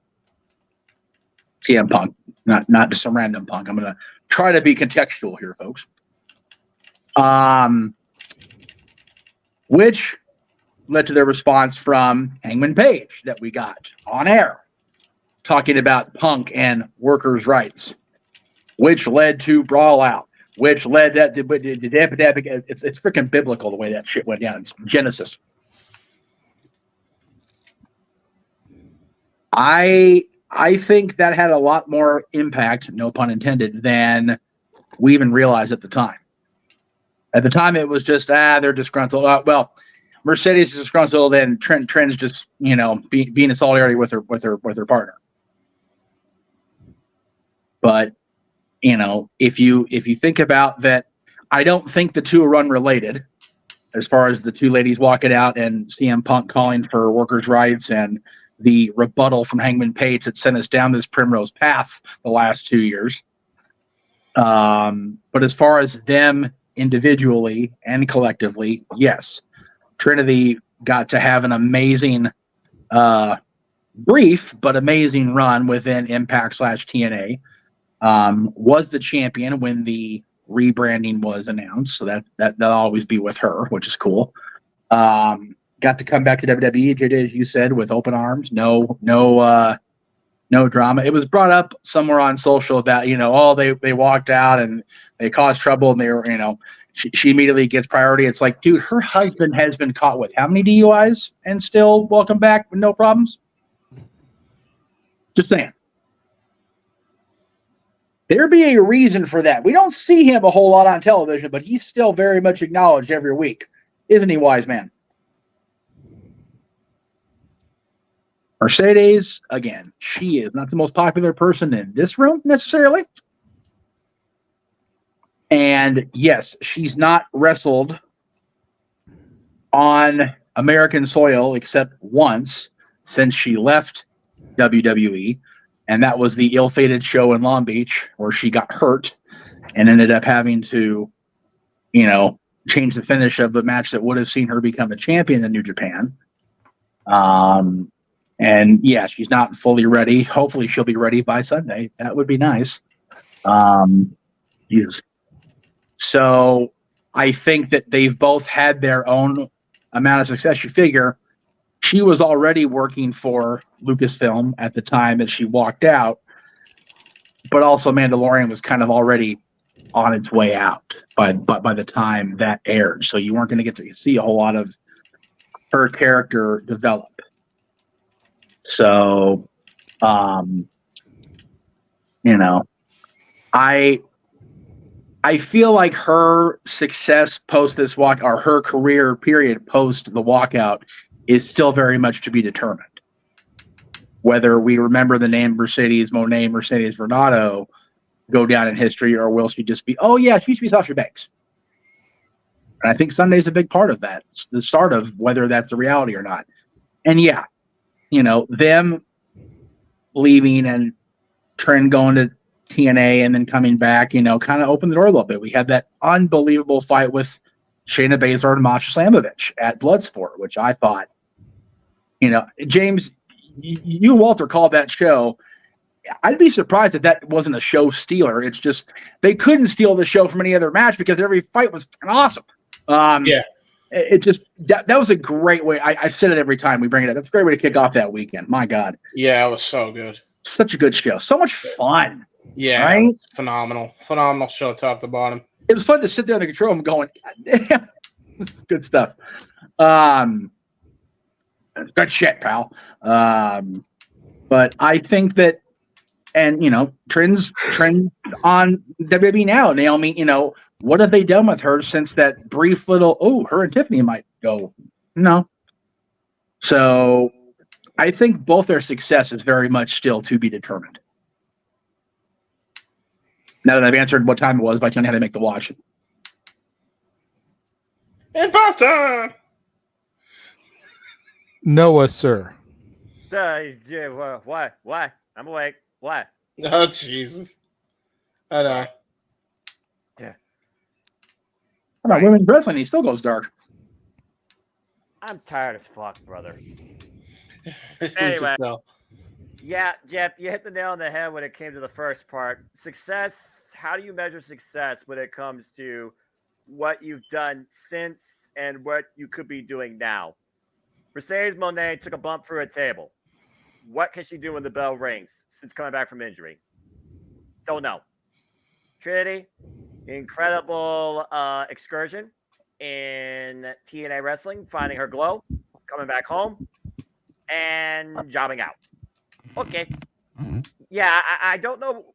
I won't call neither unsuccessful. I think, again, it is undetermined success or unclaimed success, like trying to claim the primary objective in a video game. So neither right now are truly successful. I think both their success will be defined in the short-term future on where you stand on if both were right in their decision. Now, women's wrestling and the state of in WWE. First off, tag teams brought to us by IKEA. No. They're all fucking thrown together. The only damn ones that matter were KC Squared and Isla Dawn and Alpha Fire. They still done jack shit with them. And SmackDown has the way, and Chelsea Green and Piper Niven were the last relevant teams since the Iconics because they actually made those titles important. Again, Jade Cargill, Bianca Belair. Okay, they just got them. I'm not going to throw them under the bus yet. Make me believe in women's tag team wrestling in WWE. As far as I'm concerned, NXT still leads WWE in promoting a good women's division in women's professional wrestling. But I still hold out for TNA, especially with a certain somebody coming back possibly to maybe finally become TNA Knockouts World Champion. They intend to be determined, but I still call it off for Summerversary. So in short, Naomi, Sasha Banks, Mercedes, whatever the fuck you want to call her, Mandalorian, the success undetermined. Women's state in WWE. Floundering. Figure out tag team wrestling or finally bury it. Look at what NXT is doing and try and replicate it. Walter, what say you on this matter, sir? In terms of the tag titles and why they walked out, I don't think that's gotten any better because the titles kind of don't mean jack shit. They kind of mean the same that they did that. And the problem is there aren't enough teams to where you have people having these long reigns, but it's because they're not really defending the titles. And then now Jade, and of course I love Jade and Bianca, they get the titles, but now they got to get thrown into the Queen of the Rings and the title gets thrown aside again. So it's like the women's division did get better itself, but that the tag titles are still just toys and something to sell for little girls to buy because I feel like they're completely irrelevant. Hopefully Jade and Bianca can change that, but it's pretty much the same level as when they walked out. So in terms of the titles themselves, their value didn't go up, but the women's division in general did go up. And in terms of who's had the better career, I wouldn't say better, but more exciting career. And what I paid attention, it's Trinity, it's Naomi. She went to the Knockouts division. She reinvented herself and she came back home. And then hopefully what me and Aaron have been calling for years, maybe she gets involved in this bloodline. So maybe that's why she's jobbing out and not being booked as strong right now. But I think we have to wait till the Queen of the Ring tournament is over for everything to blow up, because it kind of resets once we find out who wins the Queen of the Ring.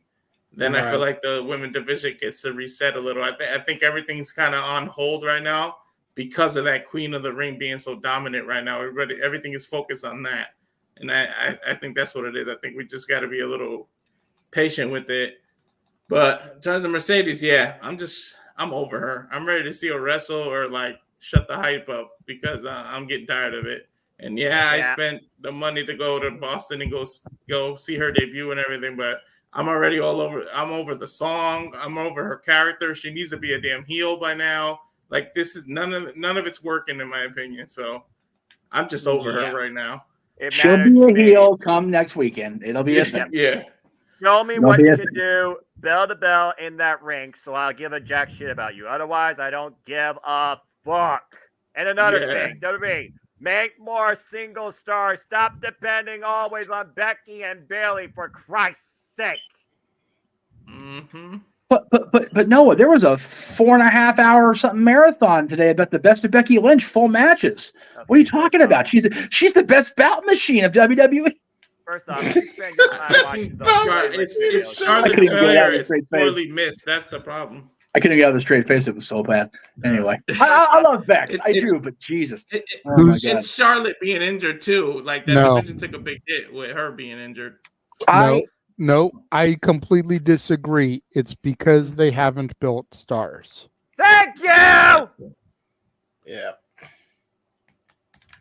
Fucking hell, how hard is it to do? We need you need the established stars to build the next set of stars. Yeah. Yeah, but when you've got, Charlotte, that doesn't work for me, brother Flair. Jesus, here we go. JJ on the big dick syndrome of Charlotte Flair ruling the women's division. Hey, you know what? It's true. He's not lying. True. He's not wrong, but seriously, I don't want to spin this wheel again. No, maybe that's what this draft was designed for, but it's like we've got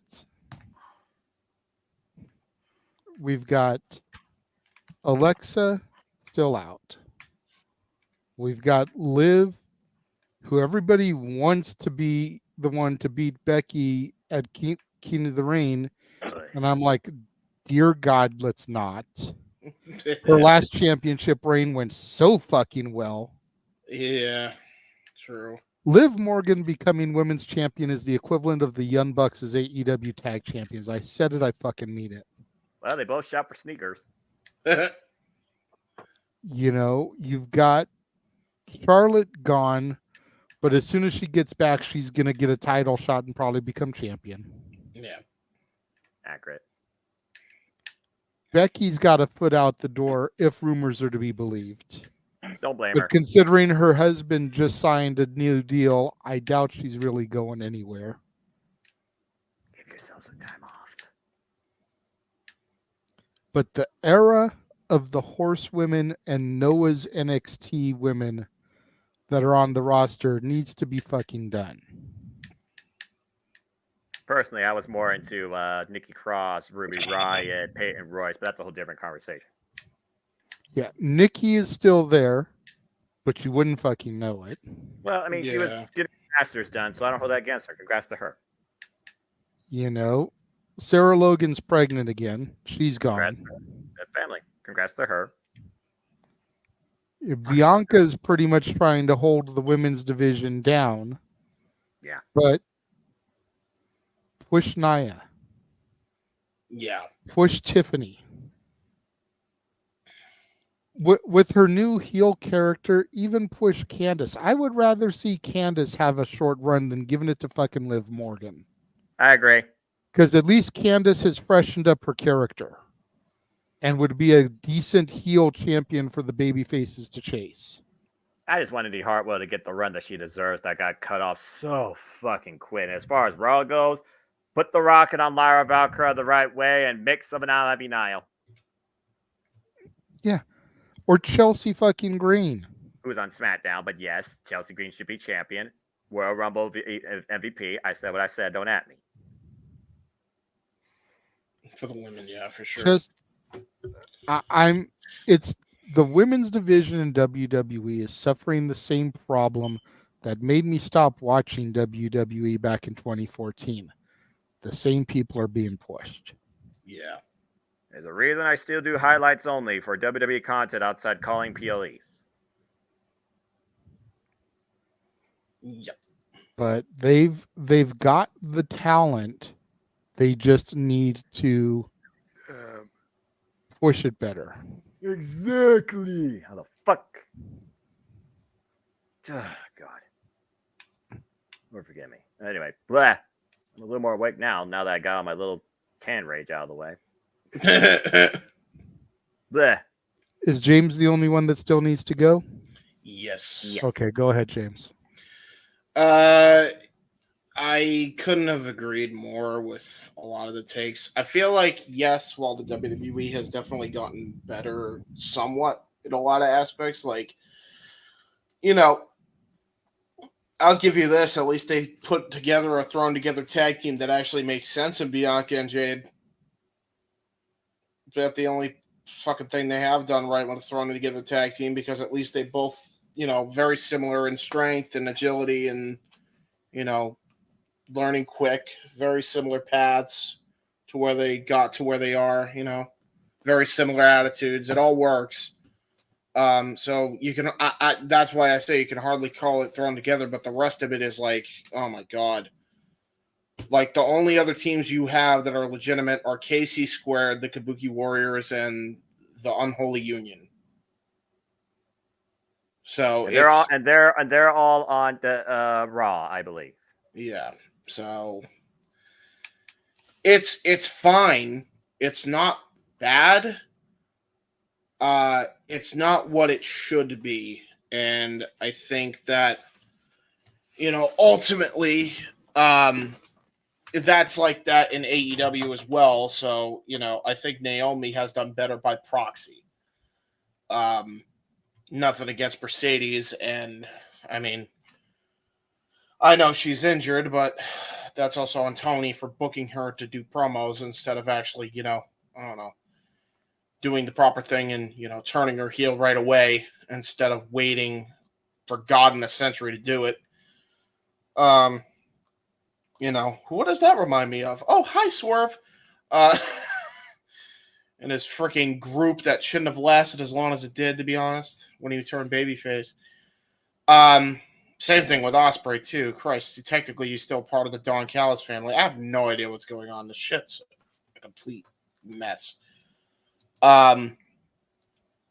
So, you know, like, look, I understand why they left. I was one of the people that championed them leaving because, I mean, that locker room was a freaking mess.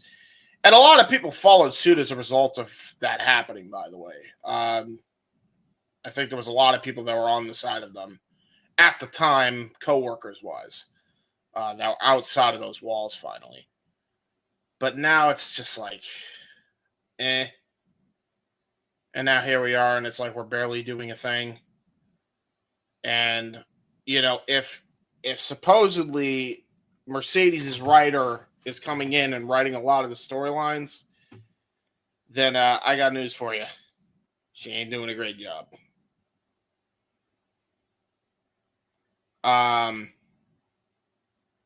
Really, the only thing that's going to salvage this whole waiting as long as they did is if they pair her with Stokely Hathaway and Stokely turns on Willow, which already should have happened by now, but, you know.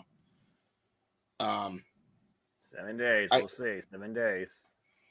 Well, I mean, they wanted to do it at the pay-per-view is what I assume, and that's when, Mercedes is going to win the championship.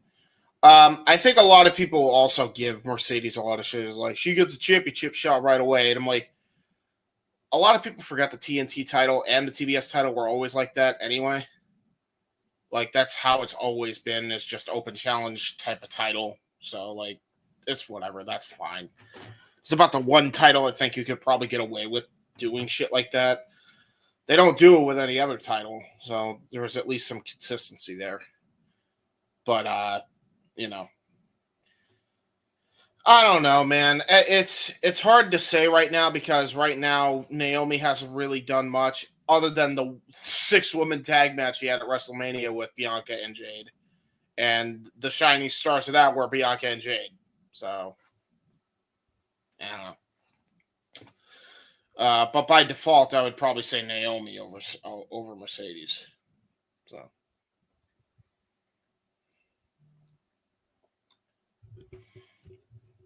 There you go. That's about it for me.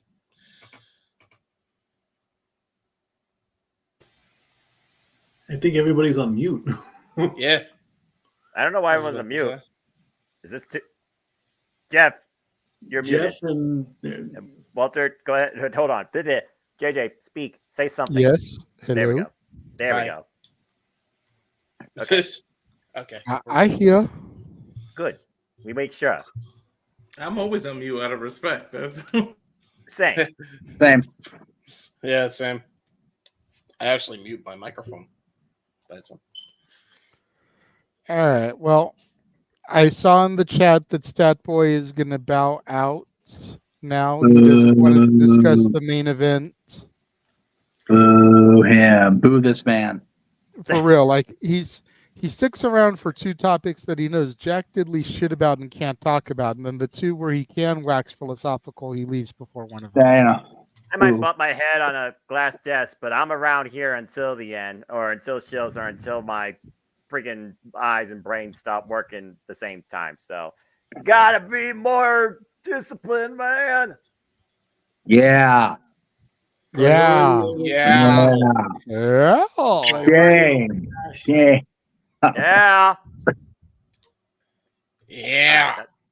All right, that's enough. Let's not mess with the staff way anymore. Let him go.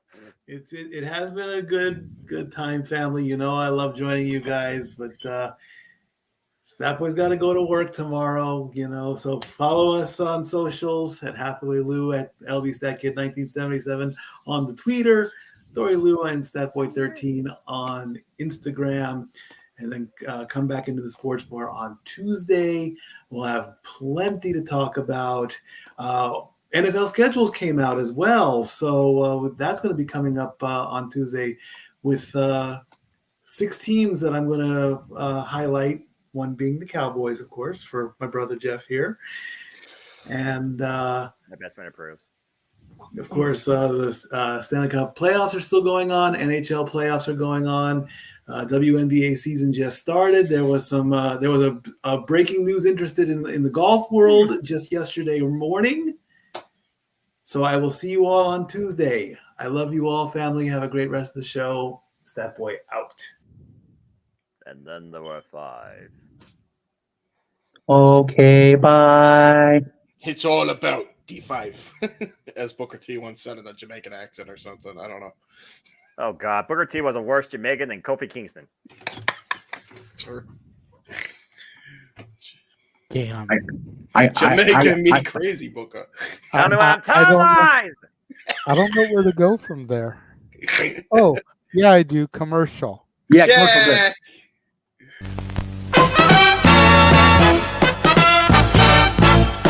And now, preview time. So let's take a look at what's coming your way.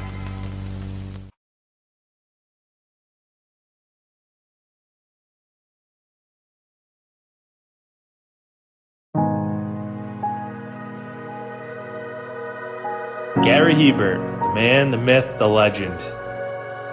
I was amazed, and I was looking to become a better skater myself, and I wanted to be like Gary.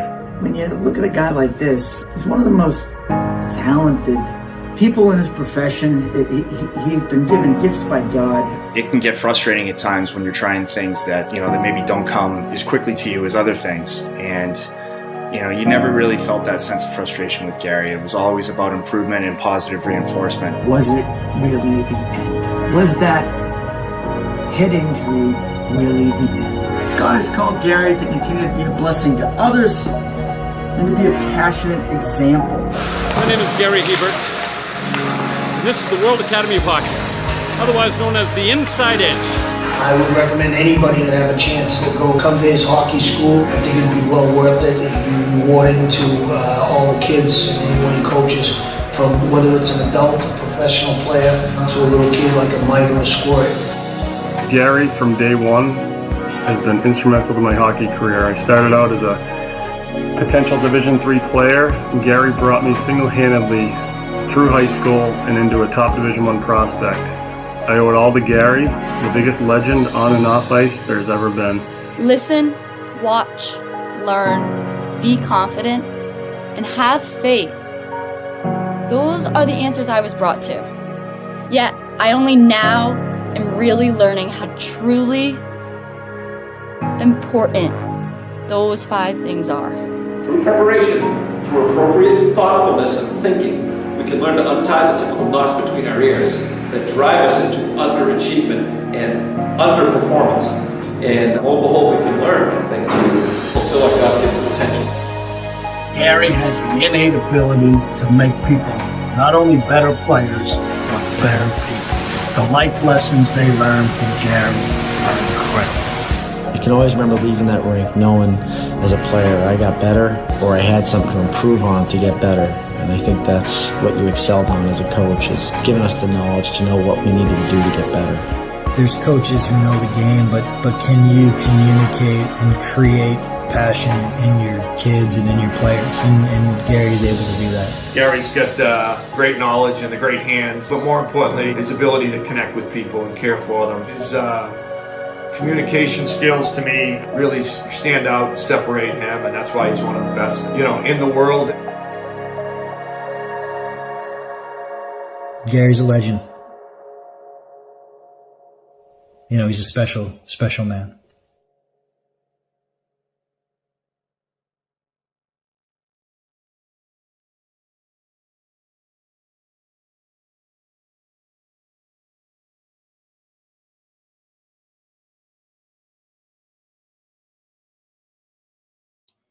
Soon, everyone. Very soon.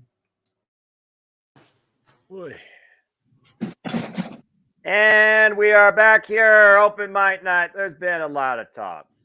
It's time for the main event. By the way, Bob Marley was the last real Jamaican. And that being said, we now go to the man whose name is usually on the marquee, but is not for the moment being because of QR code being seen. Jeff, motherfucking Meacham. I just heard a chime, so I guess he's ready to chime in. So let's go to him. That is true. That is chimes. Chimes. I think Jeff is struggling to try and get back on the screen. You know what's weird? No matter how many times Windows updates their operating system, the Windows system sounds are pretty much still the same every time, just a slightly different tone or pitch. That's true, except for Windows XP. Those sounds will always be iconic. Well, Windows XP was the best built system. Vista was a piece of shit. 7 was a tremendous comeback. 8 was crap because they wanted to turn a computer into a mobile phone, and their Nokia phone market went belly up. They didn't do 9. They went to 10, where they tried to bring the best of both worlds. And now we got Windows 11. So there you go. I never messed with Millennium. Millennium? Yeah, that's what it was. I never messed with that one. 95 was the first one I messed with. You should do a YouTube channel where you just talk about tech. No. Are you trying to kill my brain? No. Become the Michael J.D. of the multiverse. Friggin' CNET and TextRex and Katie Lindor have those worlds covered. I don't need to be part of that. That's true. Hi, Jeff. Hi, Jeff. All right. So now that I've fallen in my living room here and got myself back on my feet here in my chair, it's just been one of those weeks. All right. It is indeed time for the main event. I've been talking about this off and on, privately with most of you for the last couple of weeks now, but it became much more topical this last week. So I forget when the exact date was on the initial announcement. Forgive me. But not too long ago, it was announced that Disney and their subsidiaries, Disney Plus and Hulu, were going to be forming a kind of a, I guess for lack of a better term, a conglomerate with another streaming platform in oh hell, I need to look at the graphic because my brain just did not make that happen all the way because I just got back up. Max, there we go. There it was. And then just this last week, we heard through the news lines that Peacock, Netflix, and Apple TV Plus are going to be being combined under Comcast's umbrella. So basically, especially with what Walter just sent me in the private chat, which is funnier than hell, you've got like a Captain Planet thing going because you've got these six outlets, but 3 on each side. They cost the same as cable used to cost. So cable's making a big comeback without even trying. And the question as it pertains to this show and this channel, this multiverse of media, if you will, is the impact it will have on professional wrestling. Now, to break it down a little, the X style, and we're not going to sit here and do a Cross X half hour because that's just boring at this point. But you already have Max kind of in the game. They are under the Warner Brothers Discovery umbrella, which of course houses TBS and TNT, which currently hosts AEW television programming.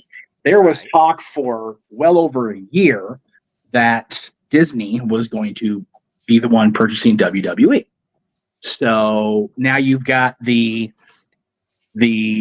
arguably the biggest company in the world, Disney, taking their main non-sports streaming services, Disney Plus and Hulu, and uniting with Max, who as of late has been the Warner Bros. Discovery sports outlet. When you have, NHL playoffs, Stanley Cup playoffs. Oh, by the way, I was going to call Mikey on it, but I just didn't have the energy. NHL playoffs or Stanley Cup playoffs are the same thing. I think he meant to say NBA playoffs are still going on, except nobody gives a fuck about the NBA, except Walter, because I know he tweets about it during the games. Fair enough. So to Mikey, botch. But yeah, botch for Mikey on stats in sports. So you've got that side of the streaming scuttlebutt. On the other side, you've got Netflix, who, as we know, is going to be the new home of Monday Night Raw come January. We also have Peacock factored in, who is the current home of WWE programming, and Apple TV Plus, which has also shown exclusive sports content that doesn't get shown on regular or cable broadcast television. So it looks like to me that as much as the wrestling wars are over in terms of there's never going to be somebody directly competing with WWE again on most fronts, it seems like to me that the television partnerships are going to be very much in competition. You've got Comcast bringing together their entities. You've got the Walt Disney Company bringing together their entities and siding in with Warner Brothers Discovery, which is crazy. For us old dogs in the fight, and that's the upper tier, this is very much akin to the classic three. Back in the 70s and 80s, CBS, NBC, ABC, all, going to war with each other on a, we'll call it a Monday night or a Thursday night, right? Because, Thursday night was Muskie TV, but, there'd always be something to counter program. I'll start with Walter since he is next to me, and I feel like so because he haven't gone first yet tonight, so I'm going with you. And JJ's, otherwise occupied. What do you think about all this? Because there's been a lot of chatter about the fact that we all were pretty much conditioned to convert from cable to streaming. And now here we are, paying the same amount of money for all these streaming platforms, all these, outlets as we were for cable back in the day, if not more. And to add to from the chat, the NFL is going to be exclusively on Netflix on Christmas Day, which for us football fans is like, oh shit, What? Now we have to have Netflix. Wrestling fans, we're going to have Netflix come January 1st because of Monday Night Raw. But it's like, damn, if you're a football fan, you want to watch your football on Christmas, you're kind of limited here. But Walter, what say you about this? We'll start with you. I would football can be on Christmas. Interesting world we live in now. How things have changed from what we grew up on and cable and changing channels. We thought we got away from it, and it finds its way back without actually existing. I don't know. It's a weird conglomerate. Now the whole Netflix with Peacock, that actually makes sense for WWE because the PLEs are still going to be on Peacock, and I think there's going to be, from what I read, grain of salt because it could be a rumor. WWE is kind of trying to do some kind of combination where you can get Netflix and Peacocks for one price because of that WWE deal, which makes a hell of a lot of sense for WWE fans. That I was gonna say they lucked the hell out of that deal, huh?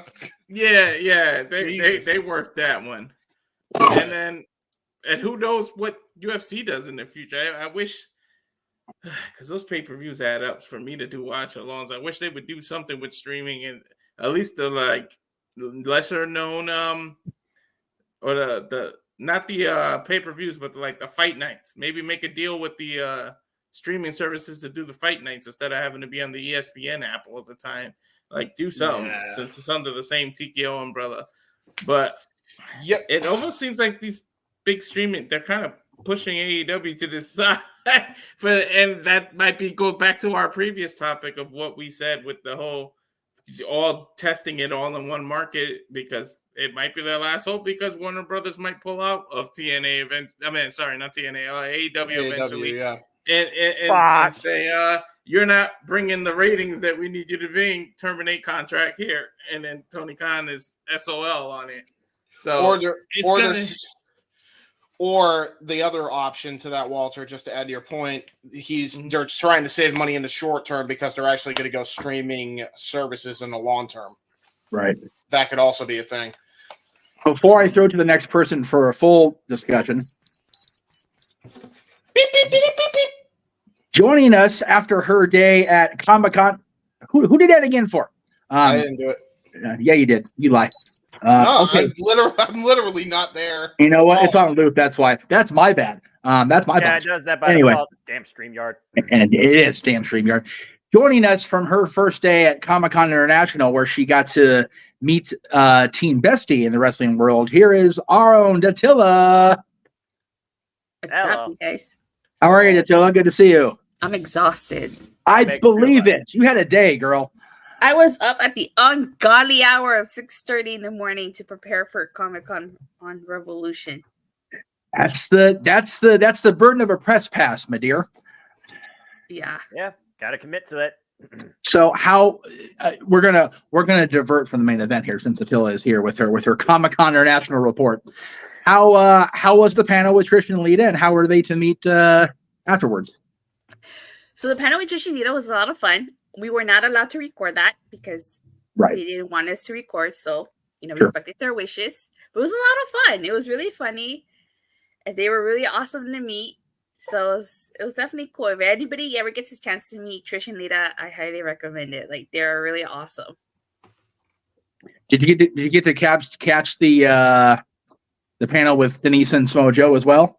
I did both, and I actually recorded Samoa Joe's panel. Oh, so perfect. Okay, cool. I took a while because I was editing it together and cool. putting stuff. I think it's a really great panel. I think you guys will enjoy it. I think everybody will enjoy it. Talked about a lot of stuff.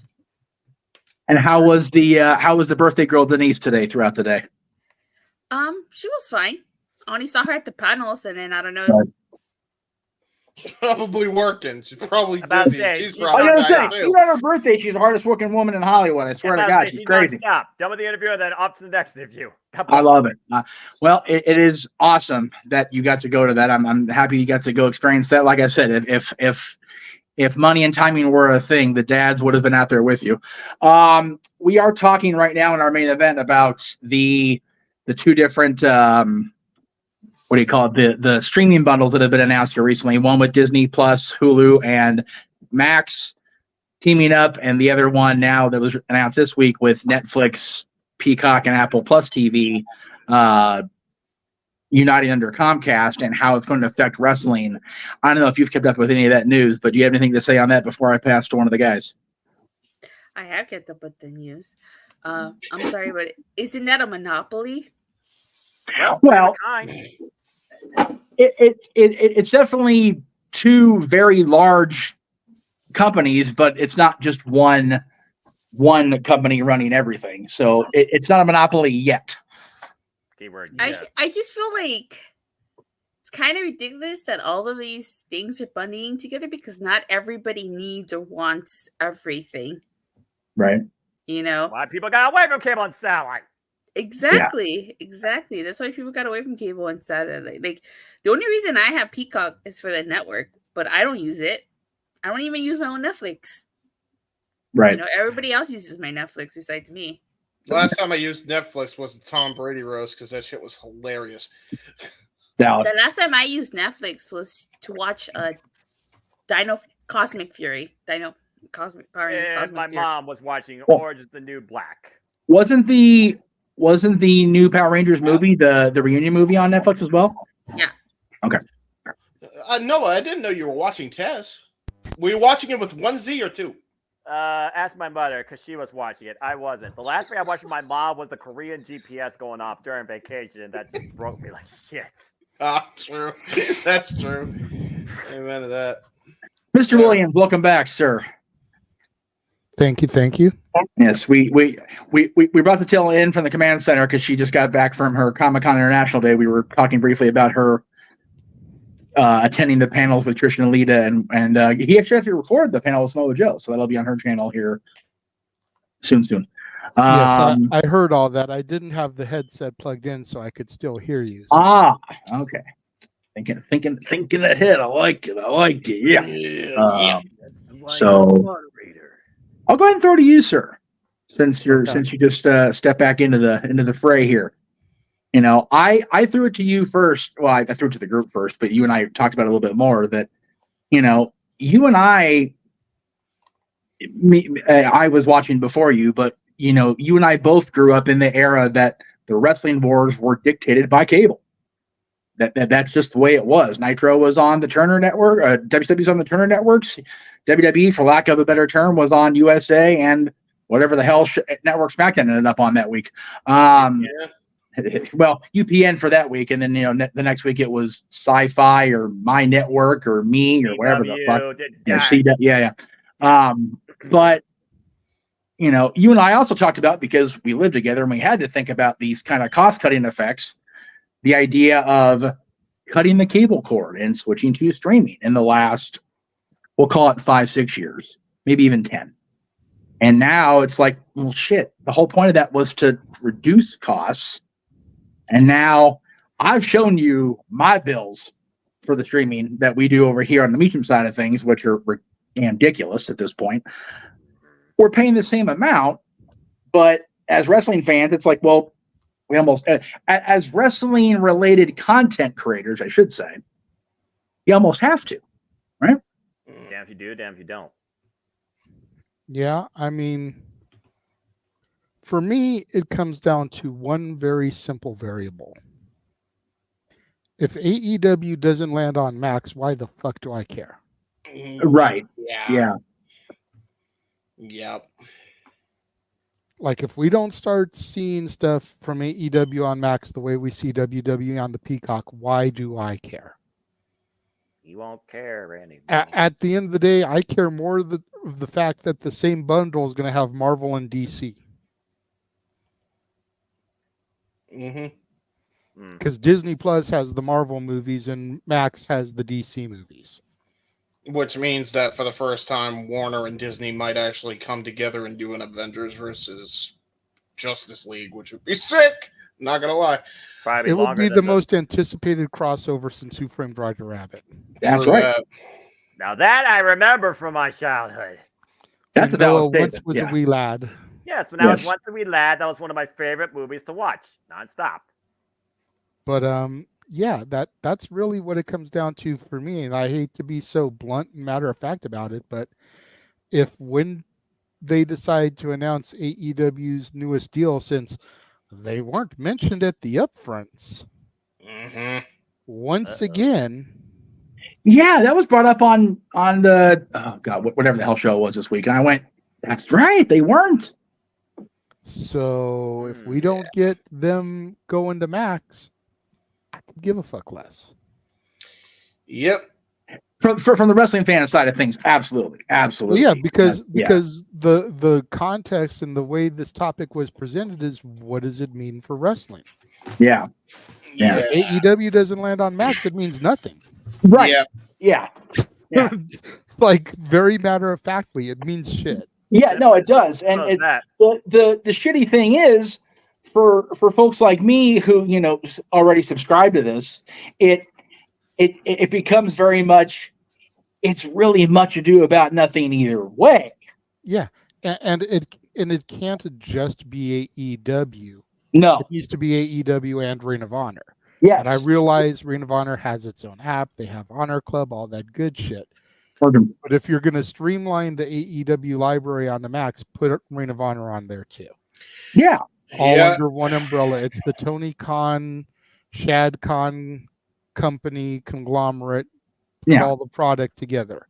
Make it a hub on Max. You go to the WWE side on Peacock, and I can see World Class. I can see WCW. I can see ECW. I can see AWA. I can see all the libraries WWE owns, not just their own. Let me see Ring of Honor. Yeah. That's a valid point. If you're going to offer a bundle and you're going to have Max be different than having the Disney or the Hulu content, which essentially are the same thing now. God, the frickin' Disney Plus opening looks like the Hulu colors now, so the same goddamn thing at this point. And then you got to figure out how TNA is going to factor into it. Well, right, and that's I was going to bring that up when I threw to the next person, but I will gladly take that segue and run with it. First, if you're gonna actually include the con products, then you throw them on a little, one of the hubs on Max. It sounds like you're downplaying it, but no, you're making it part of the overall package. With WWE, if they are definitely moving to Netflix as far as Monday Night Raw, doesn't mean SmackDown. SmackDown's going to stay on USA, which is still a Peacock under NBC or Universal or whatever entity. So I think having Raw be live on Netflix, but still have the on-demands be under that Peacock hub on WWE. If you're in the United States, if you're around the world, you're losing your WWE network for the first time in 10 years. You're no longer going to have this exclusive WWE only app. So if you're in other parts of the world besides the lower 48, and I think Alaska and Hawaii also have the Peacock option now, not WWE Network anymore, you're going to have to go to Netflix for your WWE content, I think. I don't know if it was ever really made clear what's going to happen with the WWE Network if you're not in the United States. Have they said that the Netflix can absorb everything? Because I don't think that was ever made crystal clear. Maybe we need to get somebody in on the media call about that. I don't know. I can't imagine they would now if they're just going to get Peacock with it. They could probably just keep it on Peacock if they're all going to be a part of the same umbrella. Well, that's my point. If Comcast is gung-ho and going forward with this, then there's number one, there's no real need to do anything except have, stick with what you've got, because Raw and SmackDown don't go up on the network or Peacock or whatever until a month after the fact anyway. Right. So you're not changing anything. I mean, JJ, you put it very bluntly. It means jack and shit, this whole thing, and that's kind of why I wanted to bring it up and have it be a main event type topic. Is it really a big deal at the end of the day as people are making it? I don't think it is. No, I really don't, because people are blowing it up way out of proportion. And for me at least, wrestling fan or not, I'm still going to use Disney Plus because I'm still going to use Hulu because they're going to pay the $75 a month for the Hulu Live. I'm going to watch my shit live, whatever. Like, okay, I'll do that. I use Max. Thank you, Big G. I use Netflix occasionally. Again, that Brady roast was gold. But I'll be watching Netflix for Raw now for sure, and I'm sure I'll be checking out the other original content they're going to have on there now. That's fun. And NFL, yeah. Well, NFL on Christmas Day, it really depends on what house the kiddo is in this year. I think he's with us this year. I'm not sure. I'll have to check my calendar when I get off the air. But we're probably watching at least one of the football games. Yeah. Sure. Apple TV Plus. I think we only ever signed up for that because Spectrum lost the exclusivity to the Dodgers. Honest to God. And a certain other household near JJ wanted access to the Dodger games that they didn't have. I mean, really, that's what it came down to. Okay, I'll get that because of that. So it really is much ado about nothing. If you're already subscribed to them, it really doesn't matter. But if you're a wrestling fan that has to make a decision you haven't had to make yet, meaning if you're not in the United States, then it's a more palpable discussion, I guess. So it would have been good to have an international panel, I guess, for this one, because to the point of the chat room, international will likely get Netflix for WWE. So we'll see what happens, but I'll ask James and Noah if they have anything further to add to it, or is it just kind of again run out of the room with the same bullshit, different wording? I got some stuff to add because I have a solution for AEW's problem because the big issue with AEW is, and I think while the hate of AEW is valid, we do have to keep in mind that they are also a very new company, so they're only like 5 years old. They only got like 5 years worth of history by itself. Sure. So then all you really have is Ring of Honor. Now, this is where, if I'm AEW and you have all these partnerships, which they do, you got partnerships with New Japan for now, at least. AAA and CMLL for now, at least. And, you got partnerships with DDT, and you've gotten most of your stars from PWG.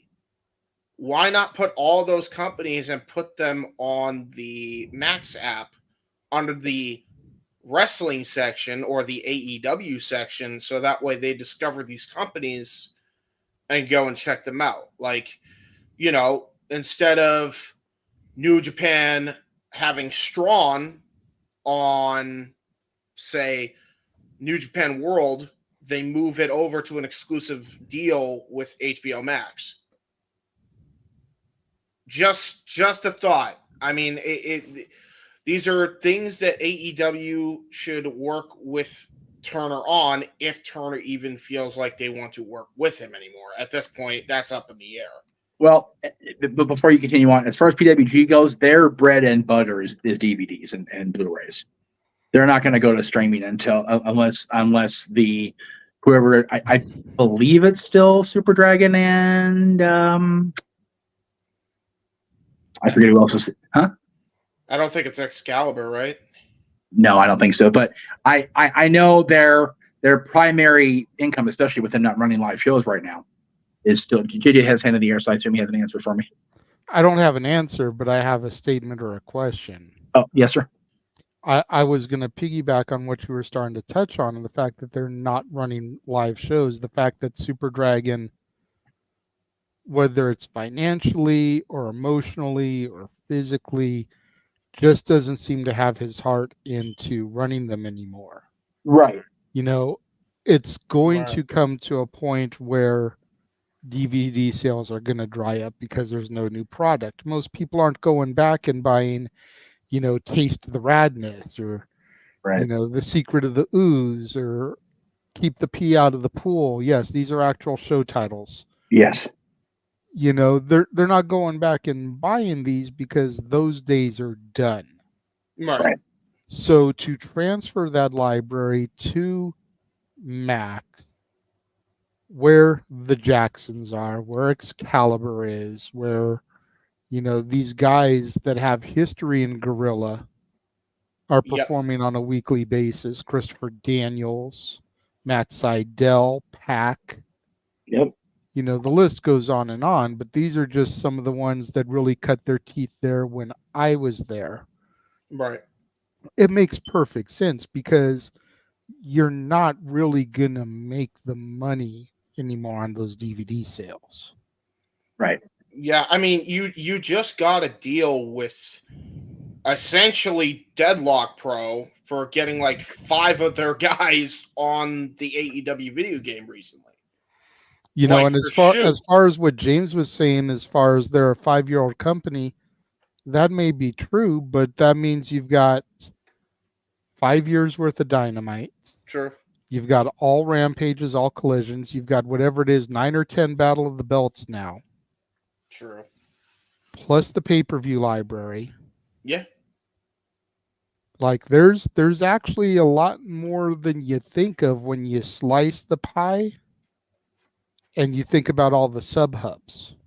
Yeah, and if you make the pay-per-views like $10 less, you can have people pay the $9.99 and then the $49.99 for the pay-per-view or whatever they do.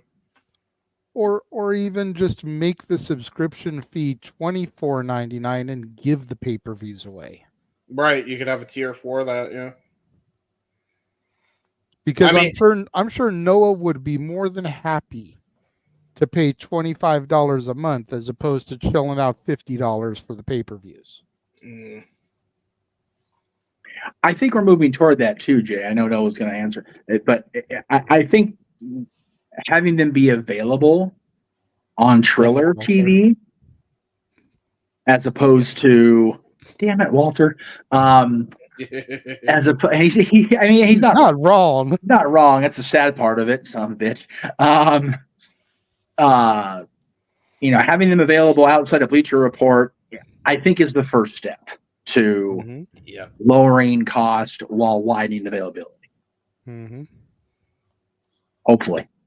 Or even, if you want to keep your big four $50, cool.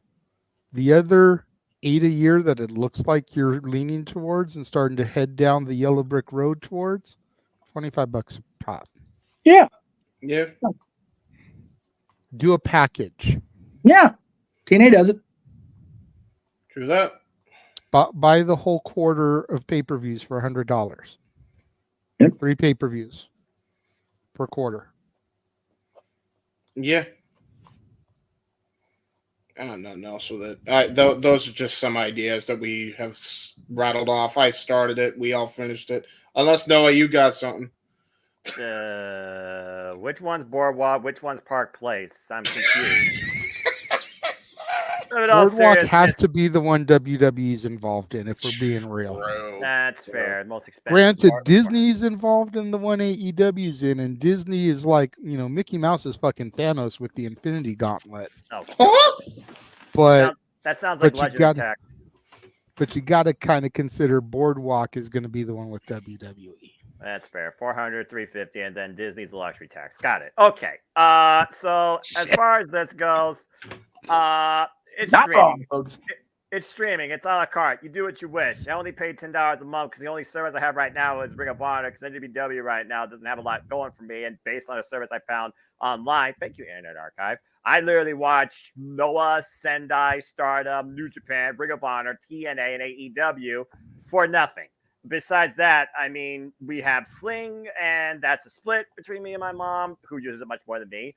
And then she has 2 streaming services right now. She has Showtime with Paramount and Max. So to me, it's just one of those things where it's like you go where your content is. And besides, it doesn't matter because they're going to raise the prices on you. Peacock already raised their prices by $2 more, or they're going to here pretty soon. So they basically got you literally by the balls. So it's just a matter of where is more of your content going to go where you don't feel like you're being circumcised. So,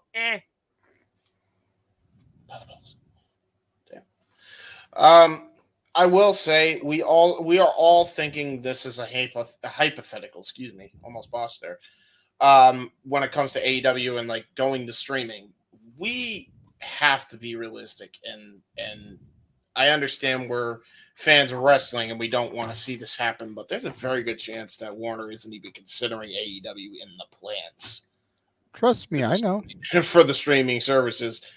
And I say that because, you guys already touched on it. They're not even being mentioned front and center in the conference call, whatever they're doing. they're really not as much of a fixture as they were anymore. And I think a lot of that has to do with what we've been talking about. It's kind of been a theme for what feels like forever. Tony mouth and foot syndrome, or Tony's foot in mouth syndrome, whatever you want to say. Botch. So there is that. So there's a lot there that's kind of an issue. Well, it also could be, to counterpoint that, it could be that they weren't part of the upfronts because they're not going to be relegated to actual television time. Yeah. Right. You know, if they transfer the content over to the app and you get all new content exclusively on the Max app, then that means they could actually run more episodes of Bean Bag Theory that actually, you know, draw ratings for them. Bazinga. Yeah. But the last You know, 5 minutes basically be like how NWA's on the CW app exclusive. True. I It's wonder not how live it affects either. the Yeah, grandfathering stuff, because it's like Hulu, I don't pay for it because of my wife's cell phone company. I don't pay for Peacock because of my cell phone company. So I don't know if this gets affected by that stuff. Well, streaming services have to be aware of the loopholes people have found to avoid paying the prices that they're going to continue to fluctuate going into towards the next fiscal year. So they're, you know, building harder barriers. There's a reason why a lot of these streaming services, for example, are like only one device per person unless you do another tier plan, or they literally customize their app like that. NJPW World literally customized their entire interface to be just for one device only on an account. And TNA Plus is the same way as well. I still use YouTube more than TNA Plus. Which, by the way, most consumers that have that are not happy about that. Yeah, no shit. I'm not surprised. Like anybody that, like, put it this way, it's one thing if you're like, oh, we don't like freeloaders. The problem is, if the person paying is willing to give it out to somebody, that shouldn't be any of your business. I don't like big business getting in the way of shit like that. This is the internet, James. There is nothing sacred about it. Oh, I know. Oh, trust me, I know. Ugh. Anyway. So, yeah, just put a house on whatever property you prefer, build 4 in a row, turn it into a hotel, and you're good. Then hopefully someone lands on it. Monopoly? Yeah, I like Monopoly. Yeah. Although I always sucked when I have it. I guess the most expensive Monopoly, but no one lands on the shit. Yeah. Boardwalk? Yes, Boardwalk. Yeah. The bullshit Park property. Place, I think? Yeah. What? Boardwalk and Park Place, I think, was the second one. Yeah. The most expensive. That's a scam. It's always a scam. It's always a scam. Everybody trades for that, and you fucking lose because you spent $200 on a house that nobody lands on. It's bullshit. And also, fuck the railroad tax. You wouldn't believe how many people I spanked with Mediterranean and Baltic. The two dark purple ones on the other side of Go. The cheapest? Uh-huh. How the hell did you... Because you don't hit Boardwalk and Park Place, but you pass Go, and bam, there you go. You land right there. You know what? $250 on one of those properties versus income tax that takes the $200 right from you. That's on the next spot over. So you're actually brilliant. Actually, that does. You guys are bringing up traumatizing experiences from Monopoly. I My want to flip the table over right now. I used to play people in the game room of City College for legitimate money. We would throw down like no. We would throw down like $20 to see who would win, like gambling on the game. That would be hilarious. You guys are playing Monopoly with actual money. No, not like that. That's why I wanted to clarify. I kid you not. Rooster Teeth before they Maybe went if you were going to university, we'd have that kind of money. But City College, man, we're poor. Hardcore Monopoly. Yeah, hardcore Monopoly. Everybody has $1,500 cash. And only one person gets the entire spread of everybody's wealth because they have to force them to be bankrupt. Well, but no, we would actually gamble on who would win, and I would clean up. My strategy was always make sure I have the orange and the red. That entire quarter is mine. Y'all are fucked. I tried to have that inaugural robe Mediterranean, Baltic, and then those light blues. Yeah, Connecticut, Oriental, and Vermont. Yep, you got. What was your playing piece? Was it the money the bag, car. the shoe? It was always the car. Always the car. Oh yeah. Always. The car, right? Fixing the Chicks love car. the car. I like the top hat. Top hat's pretty dope. Not Battleship, because I'm just going to literally sail through the competition. Anyway. I mean, you could Spades just and get a Monopoly. battleship. My family would kill you over. I'm gonna use the thimble later on because it was because Dylan adopted Peter Pan as his favorite movie, and the thimble meant a kiss. It's too bad we can't figure out a way to turn Monopoly into an open mic night game night. It just would. Oh my god. Dude, there's a reason. Part of the reason this is up still is because there's more marks in this wall from the game board being tossed across the room for Monopoly. All right, we don't need to be doing that shit in front of people. No. It's easy. We find a digital version and share screen it. What? Yeah, God damn! What are you doing? What? Why? Oh, I would rather us all still remain friends. Here's what we'd have to do: is we'd have to set a time limit. Yes. Game nights go for that first hour. So it'll be whoever gets the most money in an hour. The custom rules, Walter. If you got Monopoly on your PlayStation 5, hit me up. Let's play a game. Okay. So real quick, I got one Monopoly story, and then we can move on. Oh my god. Noah actually brought up Rooster Teeth, so we can segue back. But so I played Monopoly with Tom and a friend of mine that shall not be named because we're no longer friends. But while we were friends, we would be assholes to Tom because we would essentially what would happen is we would essentially buy out the properties because Tom wasn't exactly the brightest businessman in the room.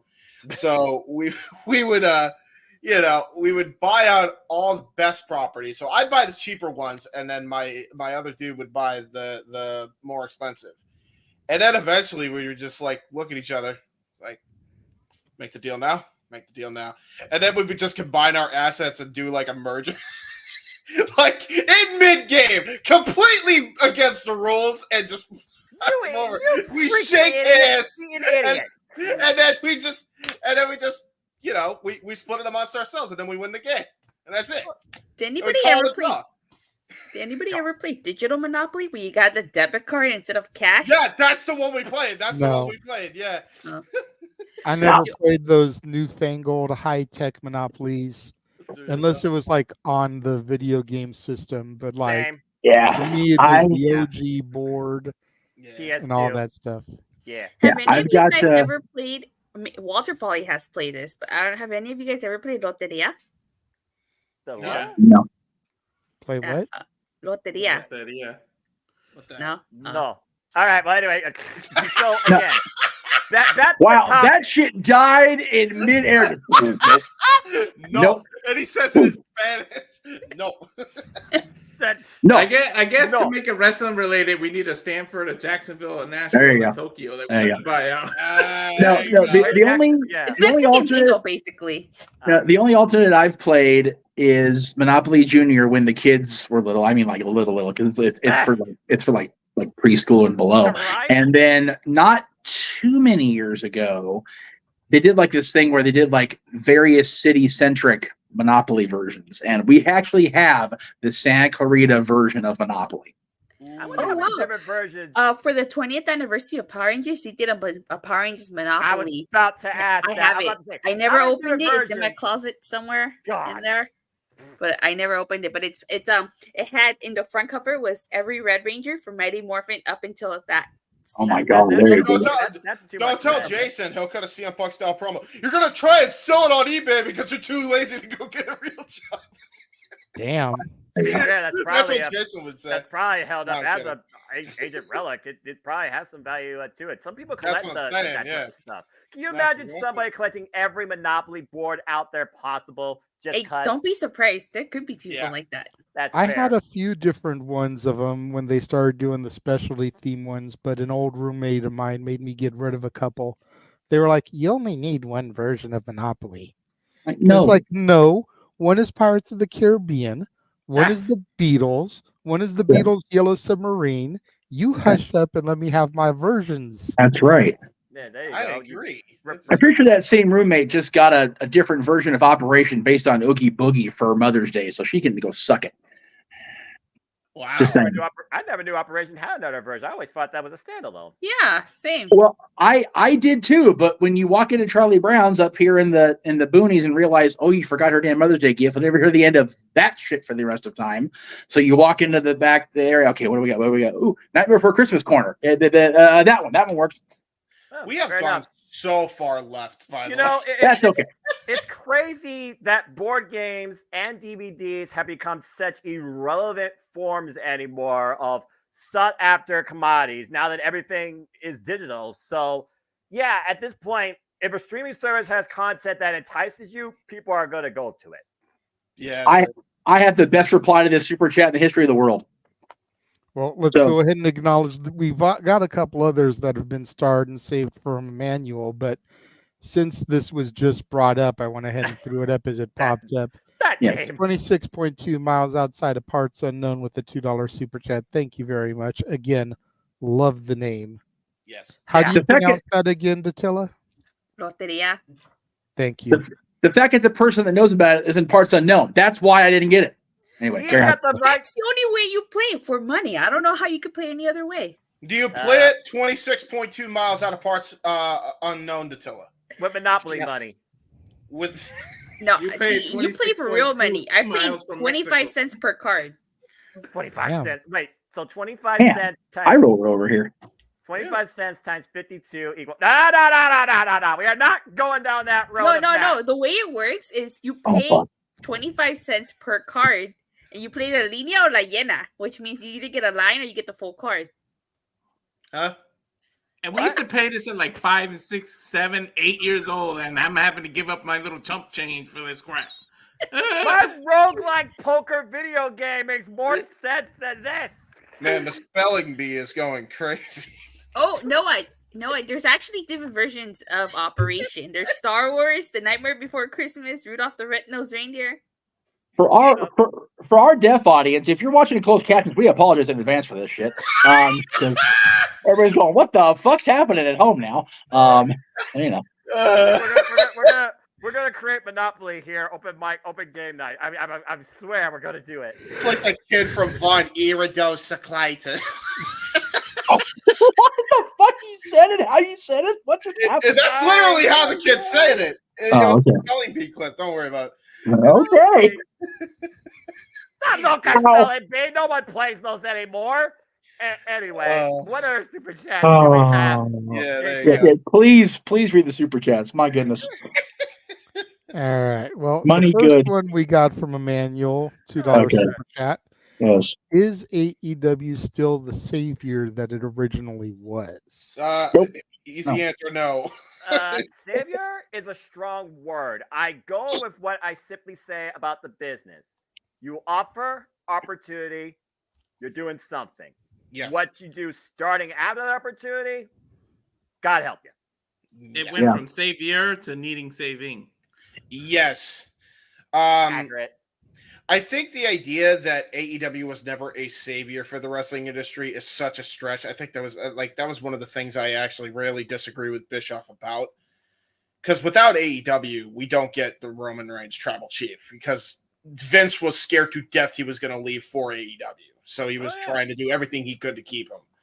So without that, I don't think we get the tribal chief. So there is that. Plus, it gives more opportunities for people to work. So there is that. Yeah, I mean, let's again, we shit on so much, and I know it's unintentional, but it's just the context sometimes of what the conversation becomes. A lot of good has come with AEW existing in the business, and there still is good in it. It's just a matter of capitalizing on it.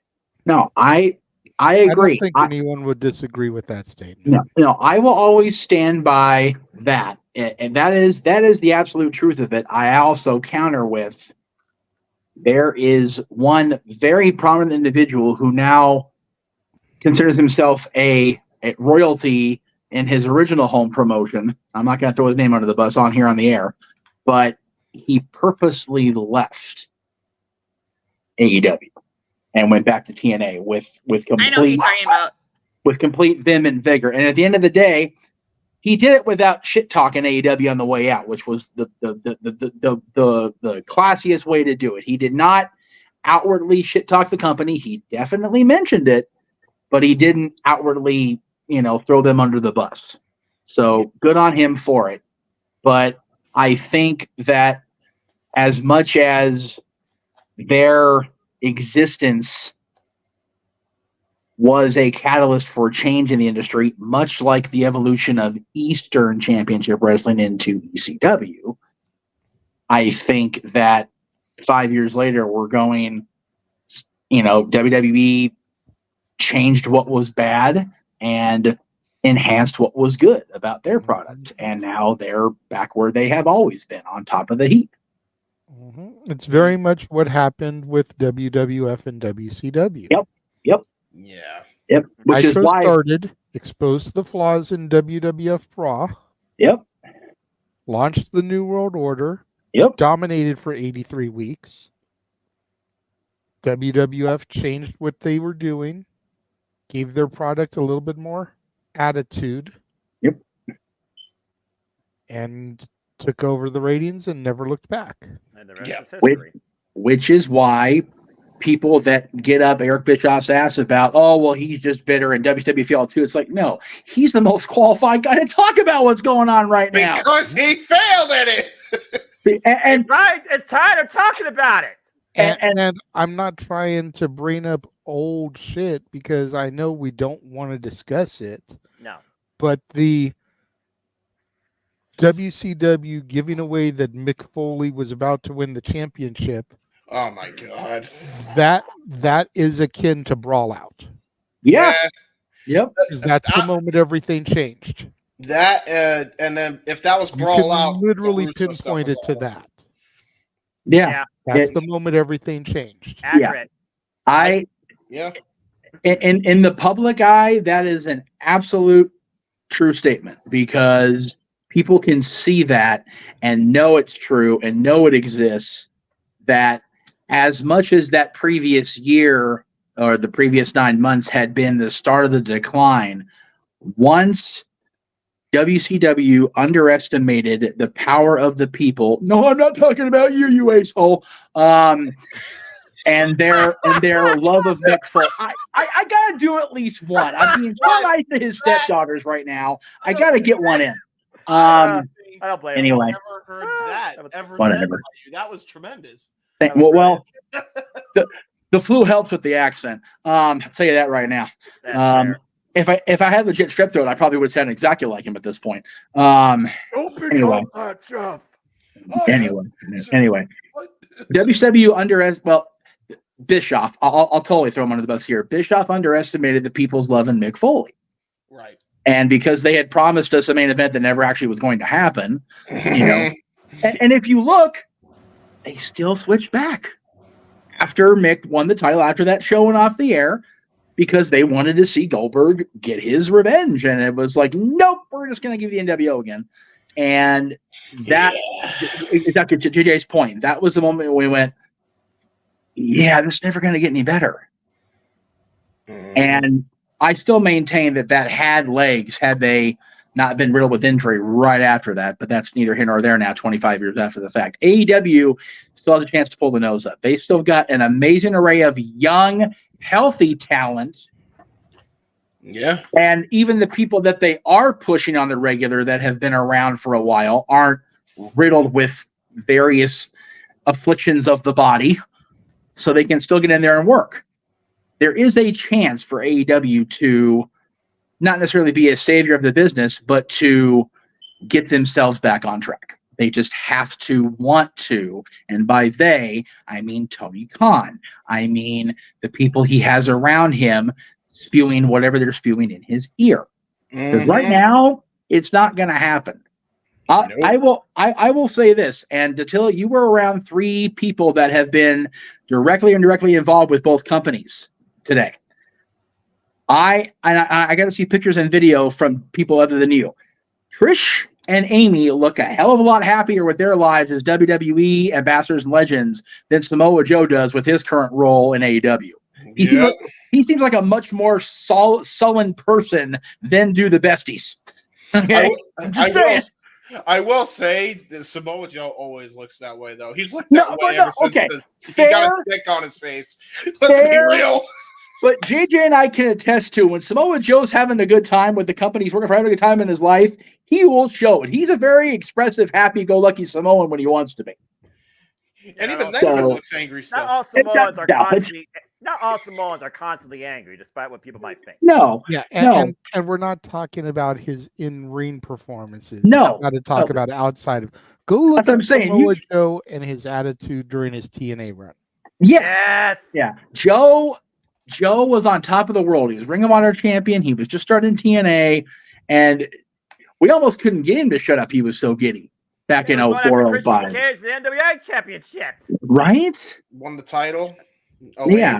And now it's just one of those, like I said, one of the best people I've ever met in wrestling. And again, you're going to know who it is, but I'm trying very hard to not throw that person under the bus. Voluntarily left what was a good contract and what was a good situation to go back somewhere else where the future was to be determined. He's having a great run. That's very telling for me. When somebody that I put that much value and that much stock in makes that kind of decision, that's the concept that makes me go, Anyway. What was the other question from Emmanuel now that we've gone completely off and railed on this one? I mean, it wasn't completely off because it was about the whole context. At the end of the day, is AEW a change that everybody was holding up to such a degree that delivered and still is or still can? You basically summed up all 3 points and preferences, the then, the now, and the what could be. Yep. All right, moving on. Emmanuel's other super chat for $2 says, how long has AEW been talking to Max? Maxwell Jacob Friedman or HBO Max? Yes, that's a great question. He's talking about HBO Max, but it's now just Max. Oh, I see. The nice one, James. Let's be honest here. If you guys have endured, and to Denise Salcedo, God bless your sanity. Right. If you guys have endured a Tony Khan media call where he has been asked about this insert number of times here, there's your answer. As long as they've been going up against Bleacher Report, suck-ass interface, and wanting a change, which resulted right now in Trio TV, which I'm glad for, thank Christ, because that worked out beautifully for Dynasty. It's got to be at least a year now, if not more, a year and a half. I was going to say possibly even more, because I feel like we've had this conversation about it ever since I started watching AEW. And you started last year. No, a little bit over, because it was about, I've been up here in the high desert for 2 years now. Oh, that's right. Because and it was about when I came up here that I started watching it. You were there when the freaking Kenny Omega lost his title to Hangman. Yeah. To be fair, I think Hangman was already champion when I started watching. Okay, so we were going into the Punk story. So what? Okay, gotcha. Oh, you came in at a great time, JJ. Yeah, 2022. So yeah, he's right. Continue. I will say really quickly. I'm seeing in the private chat that Dattila needs to bounce out, so she wants to go ahead and say goodbye. Okay. Yeah, bye guys. I'm really tired. I don't blame you. Since 6:30 this morning. Are you going to be back at the con again tomorrow? No, just today, because today were the panels, which is what I really wanted to do. So.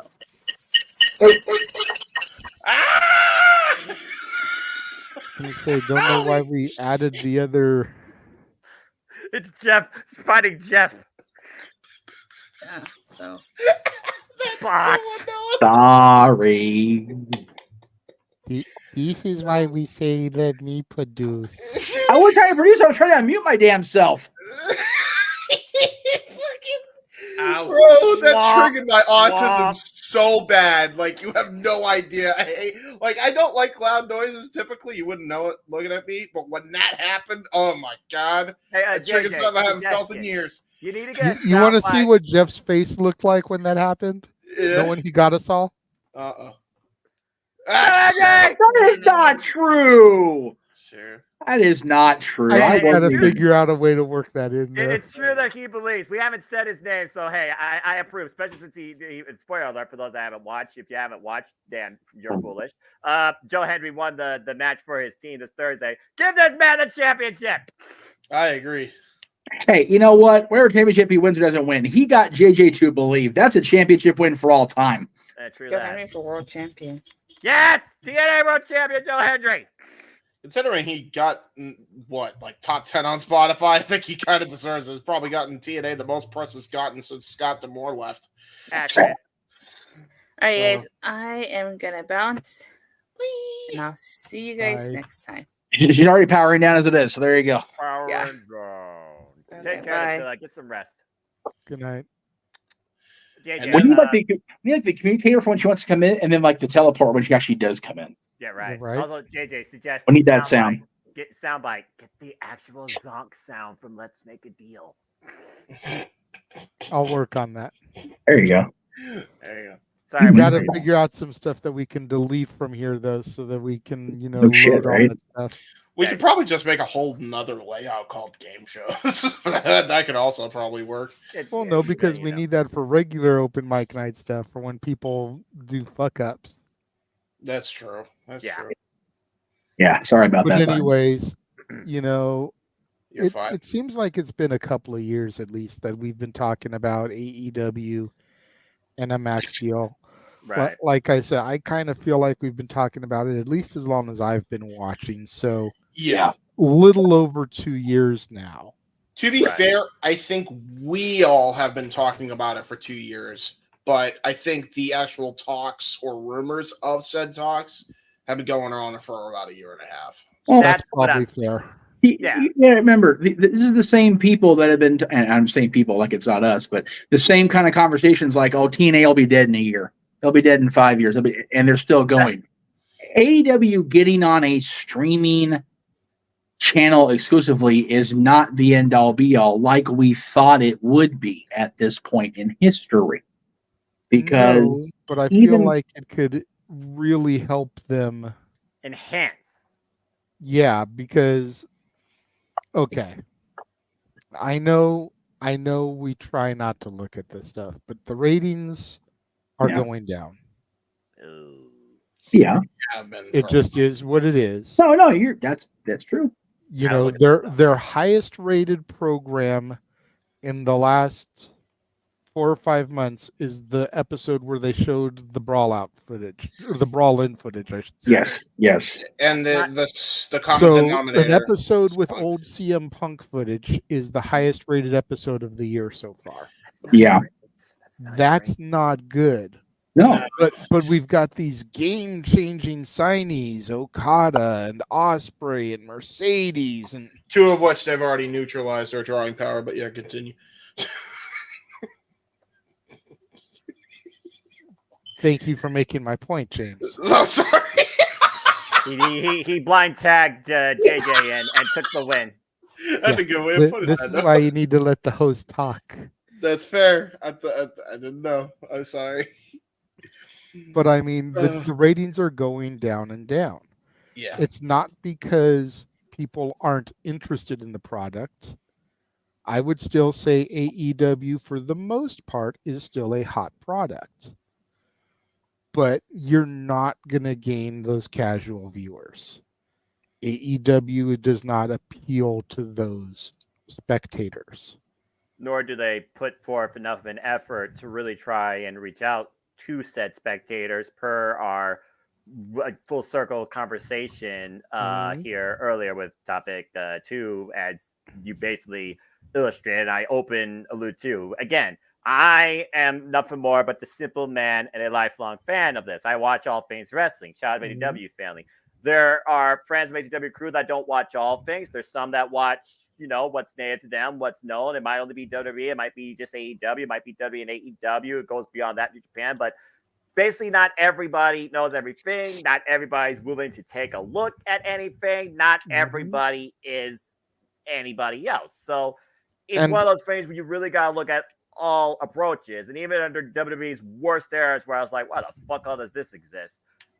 They reached out to Joe Smo from Kokomo with an advertisement for Schmole or whatever product. So it's like, And that's what I was just about to get to, is I think that's a big problem, is that, you'll usually it's around WrestleMania season, but you'll see it sporadically throughout the year where you'll see a WWE superstar on Jimmy Kimmel or Jimmy Fallon or on whatever talk show. You don't really hear about AEW stars doing this. No. That's a start, because now you're exposing the superstars to the audience. And the best way to start is by starting with the people that casual fans would recognize. Get Adam Copeland on fucking Jimmy Kimmel. Get Christian Cage. Get Chris Jericho. Get Noah's favorite wrestler, favorite current, longest reigning AEW champion at this point, Jeff Jarrett, onto a show. Yeah. Because these guys all have name recognition from the other company. To like put it over, yeah. And can be brought onto the shows, and they can start talking about AEW. Like, oh man, weren't you that Edge guy? I remember you. You're in this other company now? When is it on? Yeah. Man, I liked watching you over there. Are you doing any of that? You are? You're how old? I'm gonna have to check this shit out. Yeah, and that's what it takes. That's how you bring the casual fan to AEW. Yeah. And for whatever reason, that's not on Tony Khan's radar. No. Even if You've got all these NBA games. You've got all these NBA games on TBS and TNT. Why not trot some of these guys out to a Miami Heat game? Yep. Got people from Miami. AEW's home base is Jacksonville. I know there's not a Jacksonville team. I don't think there's another Florida-based team for the NBA except for Miami. If there is, forgive me. I'm not a basketball guy. You're asking the wrong person. I know for you.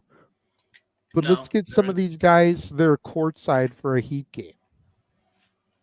True that. Mercedes did it for the Snoop Dogg sometimes joins the commentary booth on a Kings game. Let's get freaking Adam Copeland or Christian Cage, a couple of Canadians, who grew up around hockey, around a Tampa Bay Lightning game, Yeah.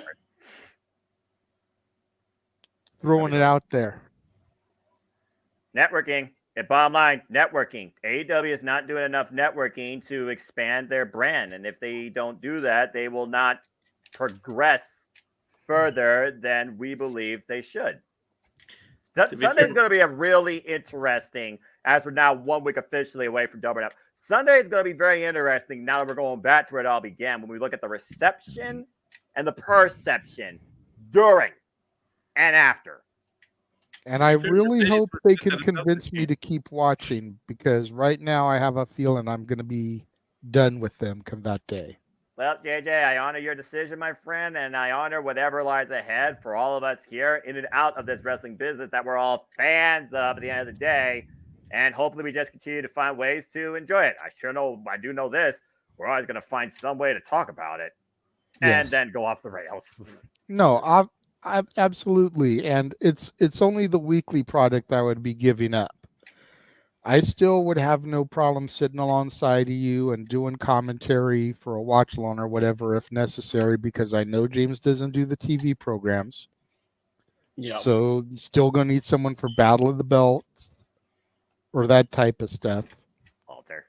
And, I mean, if we need me for a pay-per-view because James won't sit there for a Young Bucks match or whatever, I definitely won't be. I'll still sit there and talk it. I'll talk shit about him the whole time. Well, I mean, it's anarchy. I actually drove past Nick Jackson's house the other day.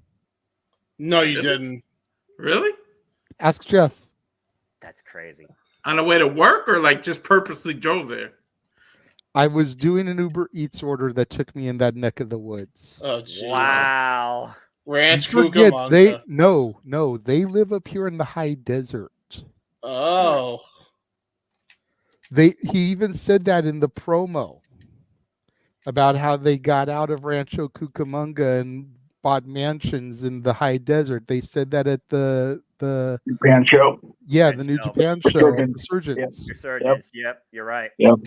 I totally forgot about that. While they comment. were doing that, I freaking Googled and I found Nick Massey and Matt Massey's residences in Hesperia and Apple Valley, California. I'm in Victorville, so literally Hesperia's on this side of me, Apple Valley's on this side of me. Nice. They're just gonna say, JJ, keep it on the down low for just saying. That's all I'm going to say about that. You could just protest in front of their house. Why not? Right? Even though I don't like them, I can still call a match. I can Push Wardlow's side. No more Young Bucks. No more Young Bucks. Just march around in their driveway with a Push Wardlow sign. Okada deserves better. Yes. Yes. I'm just Look gonna at say Jeff. this. I'm just gonna say Jeff's this real having quick. convulsions. Look at him. James. No. Put me back in a wide shot. I need to talk to James for a second. Stop. Oh no. You need to stop putting ideas in JJ's head. You need to knock that shit off. You're in trouble. It's a bad funny for that. idea. No. It's a funny idea. I just No. said Just peacefully protesting. What's the problem? Motherfucker, who are you talking to? Peaceful protesting. What's the matter with you? What the fuck are you talking about? You and your damn Boston Bruins hat. Fuck out of here with that shit. Listen. It's a funny idea. You're just peacefully No. protesting. It's fine. Let's just also say this. We're all going to be doing our own thing during Anarchy in the Arena because it's not a wrestling match. It's literally go do shit. Yeah. Anarchy in the Arena is called a brawl for all, but it's not a failure of a brawl for all. No. Yeah. It actually works. It's actually pretty damn entertaining and crazy. I actually have enjoyed them. They should actually just like potato each other, but not like potato each other to the point. Well, of concussion. hopefully this time it doesn't. That's my only involve a thing. Plexiglass. You're talking shit. about Idaho, Russets, Red. What are you talking about? I'm actually talking about Pringles and Lay's. Oh, Lays. Oh, Lays. I like that commercial. Oh, Lays, oh, Lays, oh, Lays, oh, Lays. I need Lays now. Oh, Lays, oh, Lays. Note to self, put Lays potato chips on Amazon list. There it is. My classic You are not the tired of rails. our skit. I You only love it. do classic Lays. Fuck y'all's flavors. Classic is the best. It's OG. Bro, hey, listen, don't you dare disrespect my habanero flavor like that. You are a weird dude, James. I think the train has derailed, JJ. I'm Get it back, autistic. get it back. My best friend's autistic. God bless you. Gesundheit. Oh, for love of Pete. And with that, time to roll. What the fuck? We need a credit reel. We need a credit Use reel. my daughter against me. How That's dare you. right. That's right, I did. And of course, we'll see her on the next karaoke night where you're all going to piss me off beyond all belief. I don't know. Will she be on the karaoke when we do it, Jude? Possibly. You used my daughter against me. What are you, a fucking piece of shit? Yep, I am a flu-ridden fucking piece of shit. Noah, you're the Tony Khan, but you're the one that keeps putting your foot in your mouth with the karaoke stuff. So don't blame us. I didn't say anything. I'm not suggesting nothing. I know you crazy motherfuckers aren't going to use your money on vacation. That'd be too much like, right, you're going to use it to make me see some weird-ass bullshit from the 80s. Whether it's some lame-brain song from an Austin Powers movie or something I might care about from Scarface or some jagged-out heavy metal hair-weaving weird-ass band, some over-glorified diva, doggone dumb nonsense. Y'all gonna come up with all sorts of stupid shit. God damn. Well, that takes one set of promotions down. No, we'll still be doing that. So Emmanuel, ask Arlene if she would like to hear Noah sing "Careless Whisper." The fuck? Wait, that was in the 80s? Oh, God bless it. Yeah. Hey, and since Aaron Judas all out of heaven and play on the saxophone, we should have Noah do it on the damn karaoke night. The fuck? Now we'll all just sit here in the comments on stage going. "Doo, doo, doo, doo, doo, doo, doo." Why? You fuckers is why I need to come around every Saturday. This is why I come back around for this shit. Why do Right I here. keep enduring this every quarter? Why not? Why not? Arlene, Because it's off the Arlene, rails again. It's always Arlene, off the rails. do you want to hear Noah sing "Careless Whisper"? Stop it! You want to hear Stop him it! sing "Take on Me"? No, shut it, JJ! God. Do you want to hear him sing "Every Rose Has Its Thorn"? That's my shit, actually. Yes. I don't recognize that title. It's from Poison, dude. I barely know Poison. Or maybe what's another good one for him to do? We need For to the stop. 80s? Poison. Ooh, I barely Prince. Ivy. We need to cut this Have off. him break out some Prince. Little Red Corvette or Raspberry Beret. Can you find at a secondhand Bed of store? Roses, 80s? Which I think song? it is. Bed of Roses. From Bon Jovi? Yeah, that's Yeah. 80s. That's 80s. Yeah. Yeah. Yeah. Hell, if you want to do Prince, just do Kiss. You can do that version or the Tom Jones version. He's good either way. What the fuck is happening here? Trying to create a Spotify playlist of 80s hits. This is ridiculous. Oh, I already have one. Oh, God bless it. I will post it in the. You know what? Since you mentioned it, I will post it in the group chat right I'm not now. listening to it. No. Yes, I'm not. Yes, you will. Yes, you are. Yes, you Yes, will. you will. No, you can't. I know you will because you're gonna enjoy it. A lot of Michael. Oh yeah, dude. Oh, God. George Michael defined the 80s. He was one of Michael the Jackson, I think, is what he meant. Jackson, man. I mean, if you want to sing George Michael songs, you're welcome to do that too. No, I'd rather do neither. But I know I'm going to be freaking on the blunt end of a super chat while I'm playing Mario. Hell, you can sing Last Christmas during this time of year because I don't have to worry about it like before Christmas Eve. But you know, I'm just saying. Why on Do earth you would at any- home? You know, hold on. Oh fuck! Here we go. Do you at home want to hear the Simple Man Noah Foster sing "Don't Stop Believin'"? Yeah. Journey? What? Come on, man! The freaking they're using that. Yes. Yes. They're using Do it. evils Do against me that I actually can appreciate because, damn it, Journey and Genesis is my shit. Ah, he admitted it. Oh, Genesis was your shit. Would you like to hear Noah sing "Land of Confusion"? I'll sing the Disturbed version. Ladies and gentlemen, Noah's Foot. I told you. He's got the Tony Khan effect. You are the Would you Tony like to Khan of hear our Noah- group, man. Would you like to hear Noah sing "I Can Hear It Coming in the Air Tonight"? Oh no! That drum drop. We don't have a Mike Tyson to punch you in the face, though. We might come that night because Tyson might have his ass knocked out by then. Let's hope not. I hope not. I don't want. I don't really want hope Baltimore. people are broke. It's the summer. Spend your Why money. do you? Okay. Wait. Why do you think we're giving them ideas now? It gives them an opportunity to save. Don't save. You get your vacation planned out. Go to the They've beach. literally got about a month to save, Noah. Look at that. June 15th. It is May. Fuck! We're still saving for the Corrupt Noah fund. Look, Yes. I'm gonna be real. I'm gonna be real with you, Chief. Me in Vegas on Easter weekend. Madonna. Oh God. Have Noah Foster singing "Like a Virgin." Oh dear Feel God! good. my God. Papa Don't Preach. Or like La a prayer. Isla Bonita. Like a prayer. Actually, I think that was 90. I think so, That too. was 1980s. Oh, okay. Oh, it was? Yep. You are the religious one. Like prayer. Just take me there. Can we please just close this thing out? You don't want to Vogue, Noah? Oh God.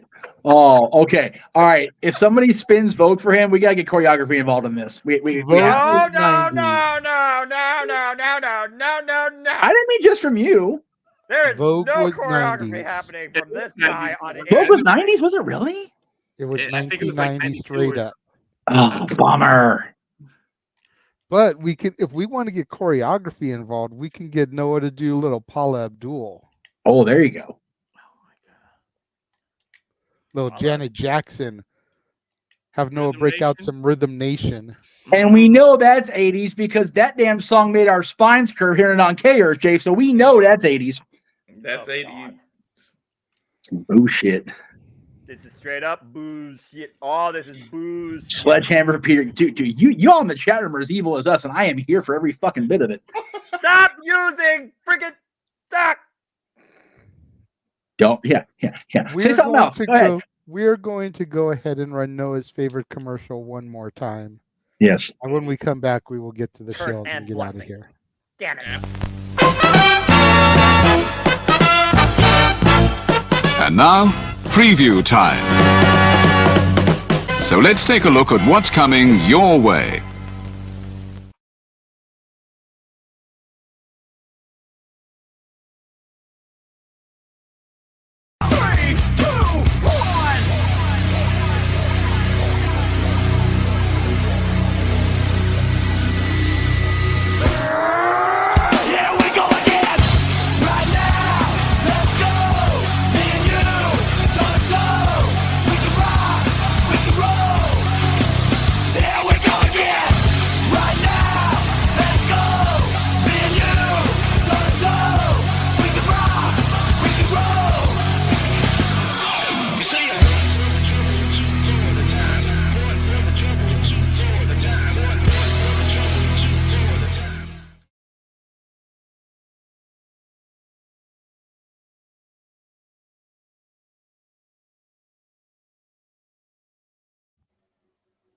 Freaking 80s nightmares aside. At least we're freaking right. All right. All the wrestling, all the wrestling, all the wrestling, all the wrestling, all the wrestling, all the wrestling, all the wrestling, all the wrestling, all the wrestling, all the professional wrestling. Damn it! What the hell are they thinking about with wrestling? All the 80s, all the 80s, Now, enough all of the the 80s. 80s. All the... Let's cut this thing off. Noah, read Emmanuel's comment. No. Oh, Somebody you throw Toto Africa at him, too. Oh, There you go. Stop mentioning songs. Enough. Toto Americana? No. Stop the madness. Stop it. Bless the rings, Noah. Bless the rings. End this thing, JJ. Well, you know, Stacy's mom used to be Jesse's girl. Her name is Jenny, and her number is 8675309. Oh God, that song was stuck in my head for years, and I fear I still know it verbatim. And Stacy's on a vacation I far actually away. once knew a girl named Jenny. She did not have that number, thank Christ. I heard Stacy's got legs, but that's in the 2000s. So we don't talk So if about y'all want to hear Noah's take on those songs, you can tune in on June 15th. Or be on Take vacation. on those songs. Go get a tan at your local beach. Beach? Beachy said JJ? Oh no. Sure, there's beach songs, you know, maybe a trip down to Aruba, Jamaica. Ooh, I wanna take it. Or you can also save your money for August when we have our beach party karaoke. Stop it! Damn it, earworm! Stop it! And you have to do the Muppets version. Oh, damn right. Damn scared. There you go. That's it. I my am not. God. I am not going to be heroic here. Stop it. We may end up unleashing broken Noah Foster. Oh, God. Yes. Yeah, that'll be the day I learn. Wonderful. Moonlight's not on a piano. That'll be the day. Then I will lose my mind. Toto Africano, I knew you'd come. Oh my God, James! Fuck! There's no way we can say anything better than that. Let's do it still. Jesus Christ! Delete! Delete! Delete! Delete! Delete! Delete! Delete! Delete! Delete! He deleted it. No, I'm just kidding. Oh shit! I got deleted. Fuck! All right. He wasn't here tonight, but go follow the Cleveland combatant Josh Mansfield on Twix at Walking Hymnal, on Instagram at MallowManGram. Go follow No DQ's resident Big Baller G. Big Baller G 1988 on TikTok. No DQ _ Big Baller G on Twix. NoDQ_BigBallerG1988 on Instagram and Threads. If Threads is still a thing, I don't know. Go follow Datilla at Rangers of Wrestling on YouTube, where you can check all of her content out. Walter. Yeah, follow me on X at Walter Alex Cruz, the business Instagram, Cowfire Farms, the YouTube at Rage of Wrestling, which the next UFC watch along is Saturday, June 1st. So that's coming around the corner. Okay. Watch alongs are coming around the bend. You can always find me on Instagram, the Renegade JJ Williams, on Twitter at ROWJJ Williams. Follow me and watch me troll people. Oh God. No, normally I don't condone trolling. I usually try to stay away from it, but the segment, the contract signing this week between Mercedes and Willow, just glorious opportunity to make a GIF, which I did, and I got replied to by Mercedes. Yes. There you go. You gotta like her now, JJ. Who else will get to reply and get on the bad side of me? Just gonna have to follow me and find out, and then of course follow me on YouTube, Casa D18 Studios. Thank you to everybody that's watching there right now, and all 62 of you that are still watching these shenanigans. That's 62 people that may be super chatting for your misery come June 15th, Noah. Curse all of you.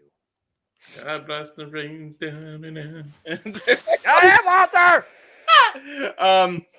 You were here earlier. Follow Stat Boy and Dory Lou on Facebook. Their names, Dory Lou Hathaway and Mike Caldwell. On Twitter, at Hathaway Lou and LB Stat Kid 1977. On Instagram at Dory Lou and Stat Boy 13.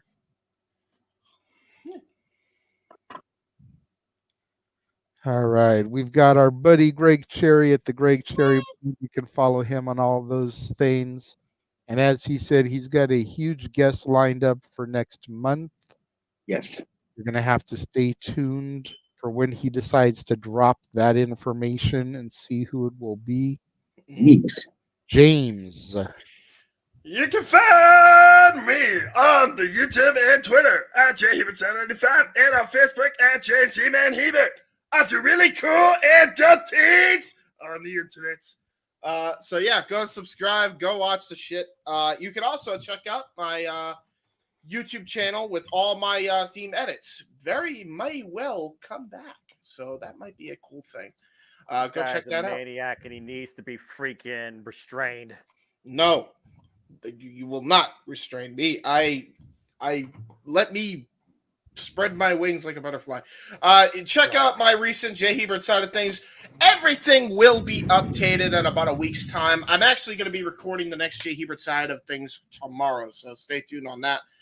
Check out the Gary Hebert trailers, One in a Million's original trailer documentary, and the speech trailer called one of the best speeches in the history of sports. Go check that out right now. Both are available on the Gary Hebert YouTube channel. Did you say "Let You Be Free"? Are you saying that you're free falling? Another song that they can sing? Know what it's saying? Yes. Damn it! Enough. Noah, we won't back down from all this. No. Jack, never gonna give it up. Never gonna back. That is my favorite paradox, the Astley paradox. Oh, totally. Y'all know about the Astley paradox, right? All right, guys, we're gonna have Noah at least do his catchphrase because you gotta have. Let's not have rage. Yes. Noah. Been a pleasure as always, you crazy buffoons. Hey, and that includes all of you in the chat and your wallets too. Damn you. Follow me if you choose, though, and the Twitter primarily, and YouTube. Adam Foster 1916 for all things wrestling. Again, shout out, of course, to my entire ATW fans on the Twitter and social media platforms. The Sybil YouTube channel is the main hub where you'll find updates regarding all the latest videos I always collab the JMN Multiverse of Media with, including my flagships to be predicting. There will be 2 of them this week. Date and times to be determined. community tabs where you'll be updated with community forums, as well as give your own simple assessments towards all the biggest pay-per-views and PLEs we cover here at JMN Multiverse of Media. For we do this, and I do this with all of them, because I sure as hell don't care about singing, but I am nothing more but I am nothing more but a simple man and a lifelong fan of professional wrestling, damn it, who only wishes to encourage you as always. There are no winners, no losers, no betters. Just fans with opinions with this passion we all share. At the end of the day, folks, support one another, respect each other, protect your mentality too. Treasure your families, no matter how much they piss you off. And just enjoy life and enjoy professional wrestling. It is truly as simple as that. And I will see you all some point this week on the watch-alongs and Simply Predicting. There you go, my friend. All right, Jeff. I hold on. Move Walter real quick. I extend my hand to the hot tag so that you can run through all of your graphics. Yes. All right. Very good. All right. And I got them queued up over here, so I'll go ahead and clear my throat from the remnants of the phlegm.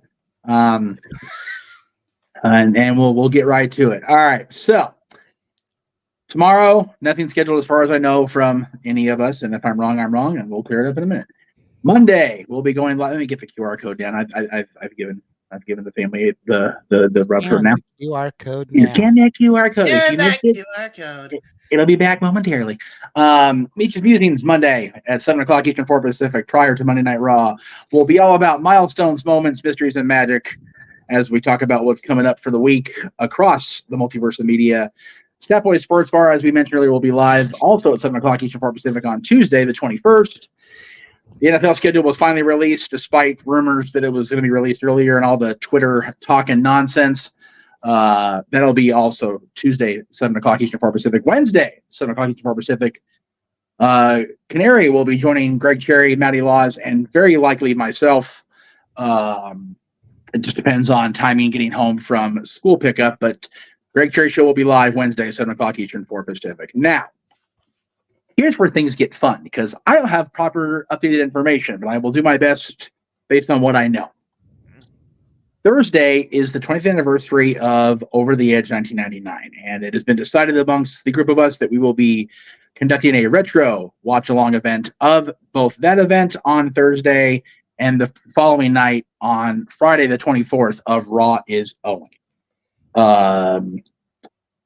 Between scheduling involving our outside of wrestling lives and the fact that Noah and JJ and company have Simply Predicting for 2 pay-per-views this weekend, the coming weekend, we will definitely have all those times for Simply Predicting, Over the Edge, and Raw is Owen are time to be determined. We will work that out probably as soon as we sign off the stamp show, and we'll work all that shit out, and we'll let you guys know in the morning. But after Friday, we continue with the We're Gonna Die tour. Yes, still, even now, 18 different nights scheduled of watch-along events between now and the end of 2024. And it all begins Saturday morning, noon Eastern, 9 a.m. Pacific, because they're in Saudi Arabia. WWE hates us and wants us to get up ass early on a weekend. King and Queen of the Ring will be on. True. And we'll be doing our, it's very true. Are you kidding me? They watch, they know. Damn true. It's very real.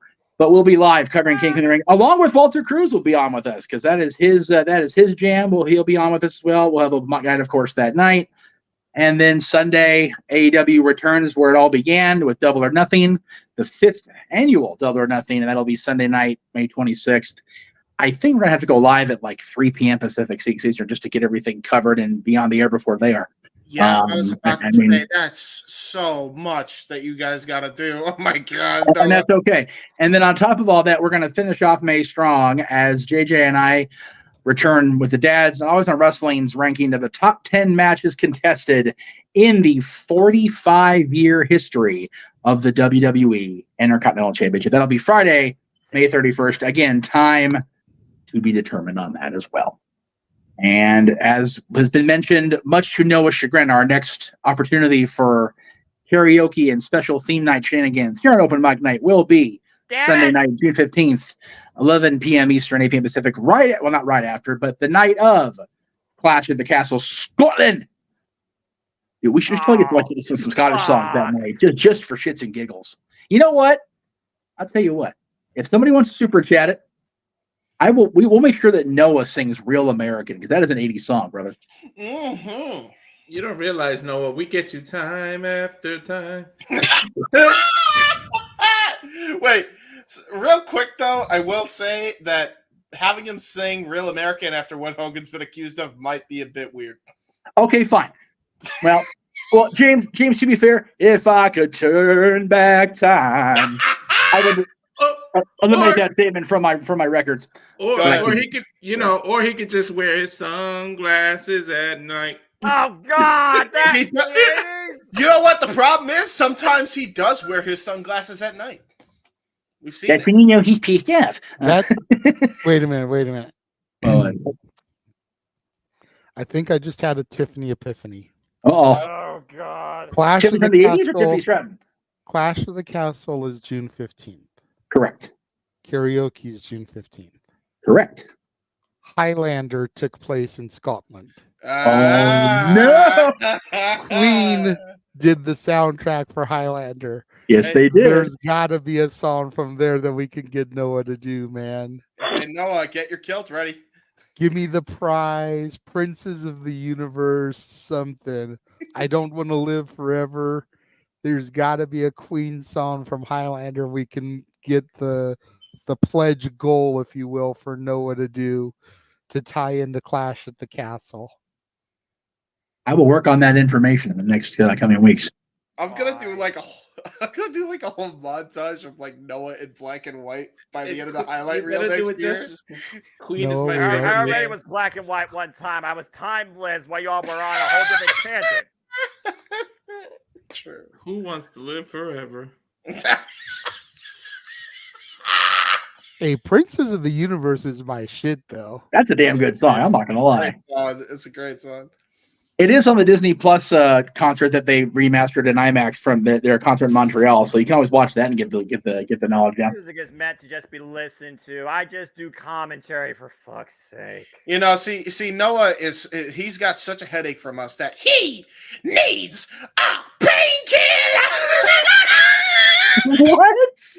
Judas Priest. That's 80s. That night will be a kind of magic. Oh my God! You That was the Queen Highlander. No,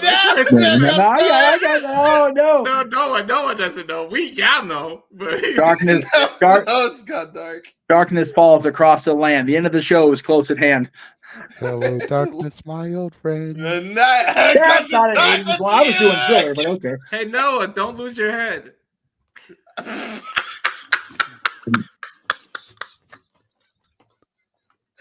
Keep going, and Noah won't come around here no more.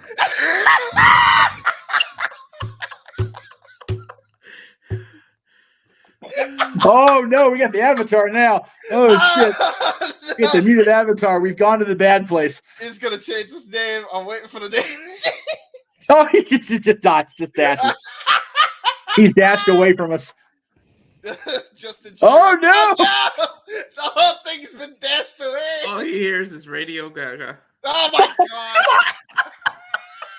He did that one last year. He did that one last year. It's in that video package. He's going, what the fuck song is it? That was tremendous. It was me that didn't do it. Yeah. Oh Jesus! That's the take from the video, Noah. Oh, that's brilliant. That's good shit. All right, I think we can end there. We're not gonna get any better than that. Bye, everyone. Good night, everybody. Oh no! Oh no! Toriano! Not Toriano! Anything but Toriano!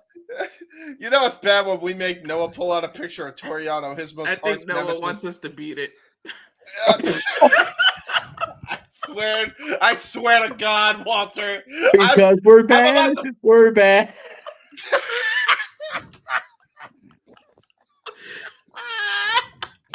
This is definitely a thriller. Oh my God! All right, I'm about to piss my pants. Now you're actually gonna piss me off, literally. Noah Foster's not like singing. He's just a commentator, just a wrestling fan. And we Good night, done gone everybody. pissed him off. The Jeff Meacham Network's Multiverse of Media. For over 15 years, the recognized symbol of excellence and the standard bearer in coverage of sports and entertainment.